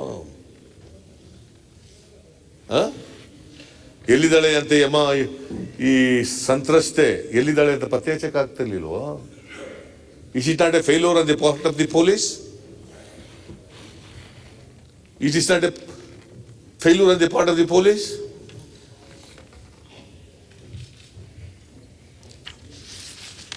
ಬಳಸಿಕೊಂಡಿದ್ದಾರೆ ಅಂದ್ರೆ ಏನರ್ಥ? That means to say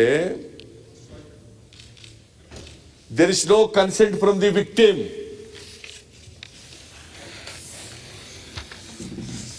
If there is no consent, it amounts to rape.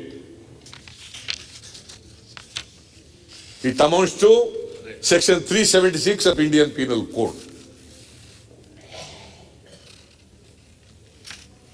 When such a information is obtained by the police, such a serious cognizable offense is occurred,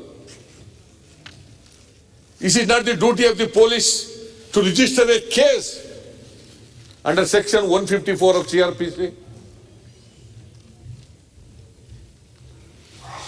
13ನೇ ತಾರೀಕಿನಿಂದ ಇವತ್ತಿನವರೆಗೆ the police people have not registered a case at all. What Nirbhaya case? ಕೋರ್ಟ್ನಲ್ಲಿ ಏನು ಹೇಳಿದ್ದಾರೆ ನಿರ್ಭಯ ಕೇಸ್ನಲ್ಲಿ? If there is any information to the police, if it contains cognizable offense, it is the duty of the police to register a case under section 154.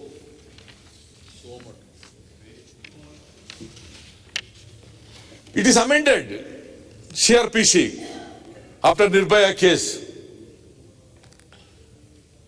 Section 166A is added. If the police officers fail to register a case against the information which involves cognizable offense, disciplinary action can be taken against the police people.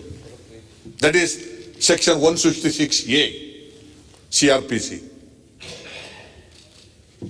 You have registered a case which is not tenable under law of the complaint of Mr. Ramesh Jarkiwale on 13th March 2021,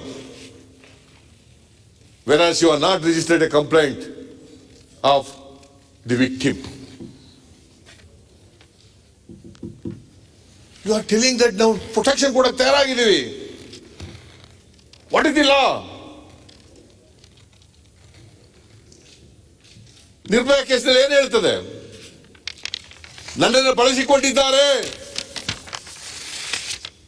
ಅಂದ್ರೆ ಏನರ್ಥ?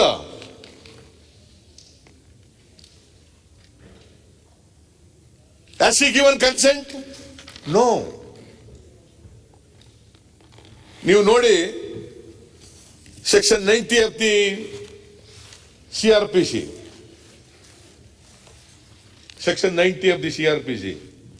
What does it say?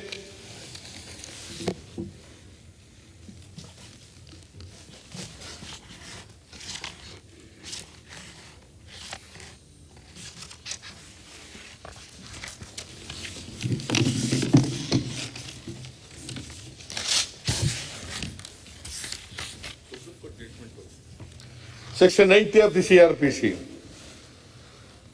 Consent not to be given under fear or misconception.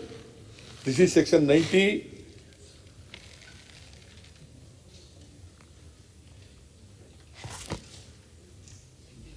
of the IPC. A consent is not such a consent as is intended by any section of this code if the consent is given by a person under fear of injury or under misconception of fact. And if the person doing the act knows or has reason to believe that the consent was given in consequence of such fear or misconception, is not a consent at all. There is no consent.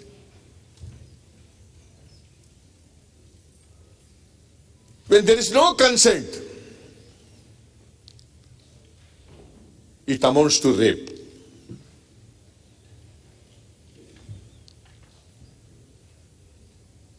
According to the information given by the victim, according to the video statement, It amounts to rape. Why case is not registered under 376?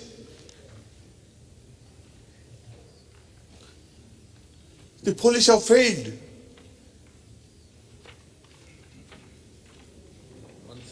Ramesh ಜಾರಕಿಹೊಳಿಗೆ ಒಂದು ನ್ಯಾಯ, ವಿಕ್ಟಿಮ್ಗೂ ನ್ಯಾಯ ಇದೆಯಾ?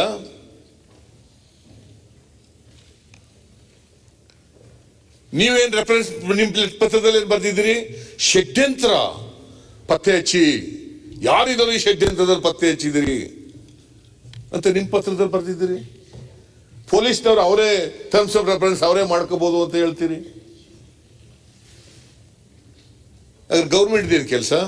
Terms of ಅವರೇ reference ಮಾಡ್ಕೊಂಡ್ರೆ, ಪೊಲೀಸ್ನವ್ರೆ ಅವರೇ terms of reference ಮಾಡ್ಕೊಂಡ್ರೆ, ನೀವೇ SIT ಮಾಡಿ ಅಂತ ಬರೆದ್ರಿ.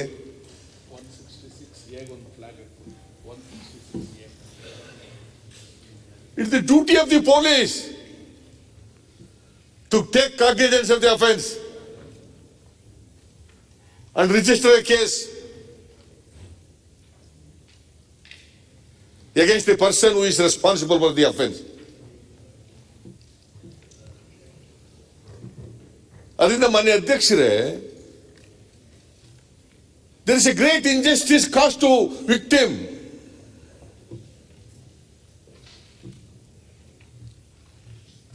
ಪಾಪ ಅವ್ರಿಗೆ ನ್ಯಾಯ ಸಿಕ್ಕಿಲ್ಲ.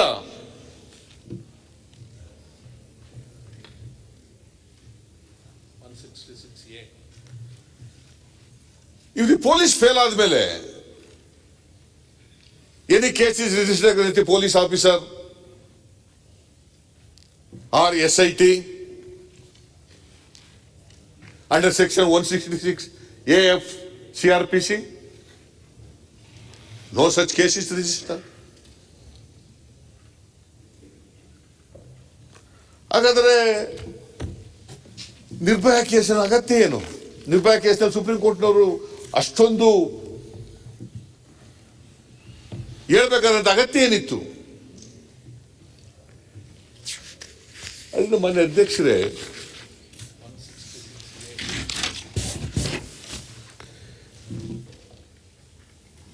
ಕೇಸು ರಿಜಿಸ್ಟರ್ ಆಗಬೇಕಾಗಿತ್ತು. ಆ ಅಮ್ಮನಿಗೆ, ಆ ಹೆಣ್ಣುಮಗಳಿಗೆ ನ್ಯಾಯ ಸಿಗಬೇಕು ಅನ್ನೋದಾದ್ರೆ ಕೇಸ್ ರಿಜಿಸ್ಟರ್ ಆಗಬೇಕಾಗಿತ್ತು. Police have totally failed in their duties, in discharging their duties.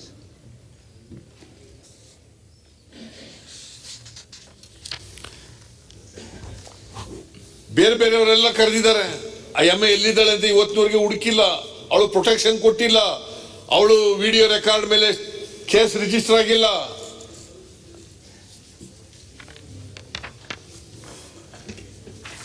ಆಮೇಲೆ ಮಾನ್ಯ ಅಧ್ಯಕ್ಷರೇ,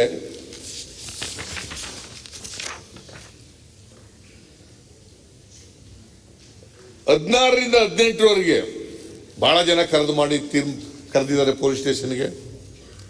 ಒಂದು ಚೇತನವನ್ನು ಇಲೀಗಲಿ ಡಿಟೈನ್ ಮಾಡಿದ್ದಾರೆ. 5 ಜನ ಪೊಲೀಸ್ ಸ್ಟೇಷನ್ ಕರ್ಕೆಲ್ಲ ಮಾಡಿದ್ದಾರೆ. ಅವನು ಪೊಲೀಸ್ ಸ್ಟೇಷನ್ ಇಟ್ಕೊಂಡೋದಕ್ಕೆ ಅವ್ರ ತಂದೆ ABS ಕಾರ್ಪಸ್ ಹಾಕಿದ್ದಾರೆ. ಆಗ ಇವ್ರು ಹೇಳಿದ್ದಾರೆ, ನಾವು ಯಾರನ್ನೂ ಡಿಟೈನ್ ಮಾಡಿ ಅರೆಸ್ಟ್ ಮಾಡಿಲ್ಲ, ವಿಚಾರಣೆ ಕರೆದಿದ್ದು ಅಷ್ಟೇ ಅಂತ ಹೇಳ್ಕೊಂಡಿದ್ದಾರೆ. ಆಮೇಲೆ ಅಲ್ಲಿ ಲಾಯರ್ ಇದ್ರಲ್ಲ, ಅವರು ಚೇತನನವನು ಲಾಯರು, ಈ ಶ್ರಾವಣನ ತಮ್ಮ ಬ್ರದರ್, ಇವನು ಚೇತನನವನು. ಚೇತನವನ್ನ ಹಿಡಿದು ಪೊಲೀಸ್ ಸ್ಟೇಷನ್ ಹಾಕೊಂಡಿರ್ತಾರೆ. ಇವ್ರೇನು ಪೊಲೀಸ್ನವ್ರು ಏನ್ ಮಾಡ್ತಾರೆ, ಒಂದು ಶೀಲ್ಡ್ ಕವರ್ ತಗೊಂಡೋಗಿ ಕೊಡ್ತಾರೆ ಕೋರ್ಟ್ಗೆ ಚೇತನ್ ಬಗ್ಗೆ. ಏನಂತ ಅಂತಂದ್ರೆ, ಅವ್ರ ಲಾಯರು ಸೂರ್ಯ ಮುಕುಂದ್ ರಾಜ್ ಅವರು ಇವನಿಗೆ ಸ್ವಿಚ್ ಆಫ್ ಮಾಡ್ಕೊಂಡು ತಿರ್ತಿಬಿಟ್ಟೋಗ್ಬಿಡು ಅಂತ ಹೇಳ್ಬಿಟ್ಟವ್ರೆ ಅಂತ. ಇದು ಹೆಂಗ್ ಸಿಕ್ತು ಅಂತಂದ್ರೆ, ಅವರೇ ಒಪ್ಕೋತಾರೆ, ನಾವು ಕದ್ದಾಲಿಕೆ ಮಾಡೋದು, ಟೆಲಿಫೋನನ್ನ ಮಾತುಕತೆ ಆಡ್ತಿರೋದು ಕದ್ದಾಲಿಕೆ ಮಾಡೋದು ಅಂತ ಹೇಳ್ತಾರೆ. Under what law? Telegraph act ನಲ್ಲಿ ಅವಕಾಶ ಇದೆಯಾ ಹಂಗ್ ಮಾಡಕ್ಕೆ? The advocate was appearing for anybody on behalf of his client. He need not disclose the conversation between the lawyer and the client, even to the court. ಅದನ್ನ ಇವರು ಪೊಲೀಸ್ನವರು tap ಮಾಡಿಬಿಟ್ಟು ತಗೊಂಡು court ಕೊಟ್ರೆ ಕೋರ್ಟ್ನವ್ರು ತಗೊಳ್ಳಲ್ಲ. ಅದು ರೆಫ್ಯೂಸ್ ಮಾಡಿಬಿಡ್ತಾರೆ. It is also an offence. So ಇವರು ಎಲ್ಲ ತನಿಖೆ ಯಾವ ಕಡೆ ಹೋಗ್ತಾ ಇದೆ ಅಂತಂದ್ರೆ, ಸರ್ಕಾರದ್ದು, SITದು ಎಲ್ಲ ಯಾವ ಕಡೆ ತನಿಖೆ ಹೋಗ್ತಾ ಇದೆ ಅಂತಂದ್ರೆ, ಯಾರು ಷಡ್ಯಂತ್ರ ಮಾಡಿದ್ದಾರೆ, ಷಡ್ಯಂತ್ರ ಹಿಂದ್ಗಡೆ ಯಾರಿದ್ದಾರೆ, ಇದನ್ನ ತನಿಖೆ ಮಾಡ್ತಾ ಇದ್ದಾರೆ ಹೊರತು ಆ ಹೆಣ್ಮಗಳಿಗೆ ಅನ್ಯಾಯ ಆಯ್ತಲ್ಲ. 376 ಅಫೆನ್ಸ್ ರಿಜಿಸ್ಟರ್ ಮಾಡ್ಕೋಬೇಕಲ್ಲ, ಅದು ಮಾಡಿಲ್ಲ. ಅವಳು ರಕ್ಷಣೆ ಕೊಟ್ಟಿಲ್ಲ ಇವತ್ತಿನವರಿಗೆ. ಇದು ತಾರತಮ್ಯ ಅಲ್ವಾ? ಪೊಲೀಸ್ನವರು ತಾರತಮ್ಯ ಮಾಡ್ತಾ ಇಲ್ವಾ? ಸೊ ಐ ಡಿಮ್ಯಾಂಡ್ ಕೂಡಲೇ 376 ಕೆಳಗಡೆ ಕೇಸ್ ರಿಜಿಸ್ಟರ್ ಮಾಡ್ಕೊಂಡು ಇನ್ವೆಸ್ಟಿಗೇಟ್ ಮಾಡಬೇಕು ಅಂತೇಳಿ ಒತ್ತಾಯ ಮಾಡ್ತೀನಿ ನಾನು. ಅಗೇನ್ಸ್ಟ್ ರಮೇಶ್ ಜಾರಕಿಹೊಳಿ.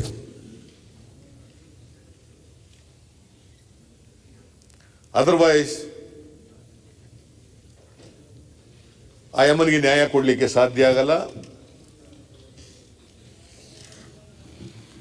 ಅವಳು ಪಾಪ ನನ್ನನ್ನು ಬಳಸ್ಕೊಂಡಿದ್ದಾರೆ ಅಂತ ಹೇಳಿ ಇವತ್ತು ಇಡೀ ಸಮಾಜದ ಮುಂದೆ ಅವಮಾನಿತರಾಗಿ ನಿಂತಿದ್ದಾಳೆ. ಅವರಿಗೆ ನ್ಯಾಯ ಕೊಡಬೇಕಾಗಿರ್ತಕ್ಕಂಥದ್ದು ಪೊಲೀಸ್ನವ್ರ ಕರ್ತವ್ಯ, ಸರ್ಕಾರದ ಕರ್ತವ್ಯ. ಅದನ್ನ ಸರ್ಕಾರ ಮಾಡಿಲ್ಲ ಅಂತಕ್ಕಂಥ ಮಾತನ್ನ ಹೇಳಲಿಕ್ಕೆ ಬಯಸ್ತೇನೆ. ಅದ್ರ ಜೊತೆಗೆ ಯಾರು ಪೊಲೀಸ್ನವರು 376 ಕೇಸನ್ನ ಸೆಕ್ಷನ್ ಅಡಿನಲ್ಲಿ ರಿಜಿಸ್ಟರ್ ಮಾಡ್ಕೊಂಡಿಲ್ಲ ಕೇಸು, ಅವ್ರ ಮೇಲೂ ಕೂಡ ಕ್ರಮ ತಗೋಬೇಕು ಅಂತಕ್ಕಂಥದ್ದನ್ನು ಒತ್ತಾಯ ಮಾಡ್ತೇನೆ. ನಾನು ಒಟ್ಟಾರೆಯಾಗಿ ಇಡೀ ಪ್ರಕರಣ 6 ಜನ ಮಿನಿಸ್ಟ್ರಿಗಳು ಹೋಗಿ ತಗೊಂಡಿರ್ತಕ್ಕಂಥದ್ದು, ರಮೇಶ್ನ CD, ಐಎಮ್ಎನ್ ಸ್ಟೇಟ್ಮೆಂಟು, ಅವ್ರ ತಂದೆ ಕೂಡ ಒಂದು ಕಂಪ್ಲೇಂಟ್ ಕೊಟ್ಟಿದ್ದಾರೆ. ಯಾರ ತಂದೆ? ವಿಕ್ಟಿಮ್ ತಂದೆ ಕೂಡ ಒಂದು ಕಂಪ್ಲೇಂಟ್ ಕೊಟ್ಟಿದ್ದಾರೆ. 16ನೇ ತಾರೀಕು ಮಾರ್ಚ್ 16ನೇ ತಾರೀಕು ಒಂದು ಕಂಪ್ಲೇಂಟ್ ಕೊಟ್ಟಿದ್ದಾರೆ. ನನ್ನ ಮಗಳು ನಾಪತ್ತೆ ಆಗಿದ್ದಾಳೆ, ನನ್ನ ಮಗಳನ್ನ ಹುಡುಕೊಡಿ, ನನ್ನ ಮಗಳನ್ನ ಕಿಡ್ನಾಪ್ ಮಾಡಿಬಿಟ್ಟಿದ್ದಾರೆ.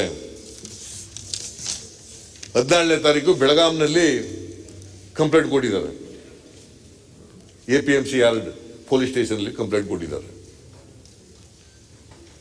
There are 2 complaints. One is from Ramesh Jarkiwale. The another is from Prakash, the father of the victim. The third one is from the complaint from victim. All the 3 you will have to be investigated thoroughly by an independent agency, not by the SIT. Court monitor. It should be court monitor, not court monitor. Court monitor. Under the supervision of the Chief Justice of Honorable High Court of Karnataka. Court monitor. Then only truth will come out. Otherwise, truth will not come out at all. ಆ ವಿಕ್ಟಿಮ್ಗೆ ನ್ಯಾಯ ಸಿಗ್ಲಿಕ್ಕೆ ಸಾಧ್ಯ ಆಗೋದಿಲ್ಲ. ಅದರಿಂದ ಮಾನ್ಯ ಅಧ್ಯಕ್ಷರೇ, ಒಂದು 6 ಜನ ಮಂತ್ರಿಗಳು ಅಧಿಕಾರದಲ್ಲಿ ಮುಂದುವರಿಲಿಕ್ಕೆ ಅವ್ರಿಗೆ ಯಾವುದೇ ನೈತಿಕತೆ ಇಲ್ಲ.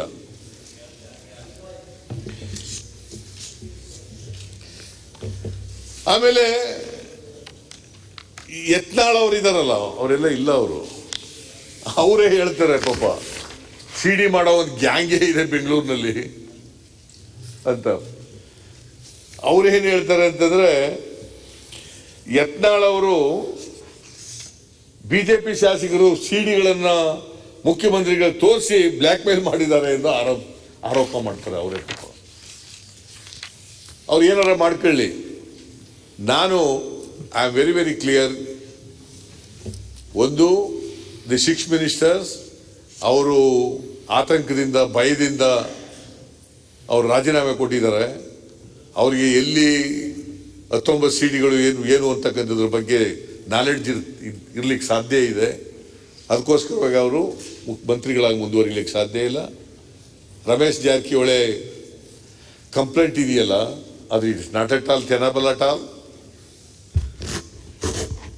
ಎಲ್ಲ ಸಮಗ್ರವಾಗಿ ಆ ಹೆಣ್ಮಗಳು ವಿಡಿಯೋ ರೆಕಾರ್ಡ್ ಮಾಡ್ಕೊಂಡು ಸೋಷಿಯಲ್ ಮೀಡಿಯಾದಲ್ಲಿ ಬಿಟ್ಟಿದ್ದಾರಲ್ಲ, ಅವರ ಸ್ಟೇಟ್ಮೆಂಟು ಇವೆಲ್ಲ ಕೂಡ ಹಿನ್ನೆಲೆಯಲ್ಲಿ ಹೈಕೋರ್ಟ್ನ ಚೀಫ್ ಜಸ್ಟಿಸ್ ಅವರ ನೇತೃತ್ವದಲ್ಲಿ, ಅವರ ಸೂಪರ್ವಿಷನ್ನಲ್ಲಿ ತನಿಖೆ ಆಗಬೇಕು. Then only truth will come out. Okay, so that is my demand. ಅದನ್ನು ಮಾಡಬೇಕಾಗುತ್ತೆ. ಇಲ್ಲದೆ ಹೋದರೆ ಇಂಥ ಅಪರಾಧಗಳು ಸಮಾಜದಲ್ಲಿ, ಅದು ಅಧಿಕಾರಸ್ಥರು ಇರ್ತಕ್ಕಂಥ ಅವರು ಮಾಡತಕ್ಕಂಥ ತಪ್ಪುಗಳಿಗೆ ಸರಿಯಾದಂಥ ಶಿಕ್ಷೆ ಆಗದೆ ಹೋದರೆ ಒಳ್ಳೆ ಮೆಸೇಜ್ ಹೋಗ್ಲಿಕ್ಕೆ ಸಾಧ್ಯ ಆಗಲ್ಲ ಸಮಾಜದಲ್ಲಿ ಅಂತಕ್ಕಂಥ ಮಾತುಗಳನ್ನು ಹೇಳಿ, ನಾನು ಇನ್ನೂ ನಮ್ಮ ಡಿ ಕೆ ಶಿವಕುಮಾರ್ ಅವರು ಮಾತಾಡ್ತಾರೆ, ಆಮೇಲೆ ರಮೇಶ್ ಕುಮಾರು ಅವರು ಮಾತಾಡ್ತಾರೆ. ನಾನು ಇಷ್ಟು ಅದಕ್ಕೆ ಎಲ್ಲನೂ ಬಹಳ ವಿಶದವಾಗಿ ಹೇಳಲಿಕ್ಕೆ ಹೋಗೋದು ಬಿಟ್ಟು ಇಷ್ಟು ಮಾತ್ರ ಪ್ರಸ್ತಾಪ ಮಾಡಿದ್ದೀನಿ. ನಿಮಗೆ ಧನ್ಯವಾದಗಳು. ಈಗ ಡಿ ಕೆ ಶಿವಕುಮಾರ್ ನಿಮ್ಗೆ ಏನಾದ್ರು ಉಳಿಸಿದಾರ ಮಾತಾಡಲಿಕ್ಕೆ? ಎಲ್ಲ ಸುದೀರ್ಘವಾಗಿ ಮಾತನಾಡಿದ್ದಾರೆ ನೋಡಿ. ರಿಪಿಟೇಷನ್ ಆಗದೆ ಹೋದಾಗ ನೀವು ಹೇಗೆ ಮಾತಾಡ್ತೀರಿ ನೋಡಿ. ವಿರೋಧ ಪಕ್ಷದ ನಾಯಕರು ಕೇವಲ ಮಾತಾಡಿಲ್ಲ, ಅವ್ರು ಜಜ್ಮೆಂಟೇ ಕೊಟ್ಬಿಟ್ರು.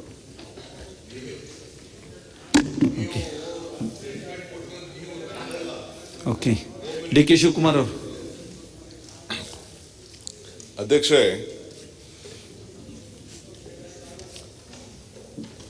ನಾನು ಹಿಂದೆ ಅಸೆಂಬ್ಲಿಯಲ್ಲಿ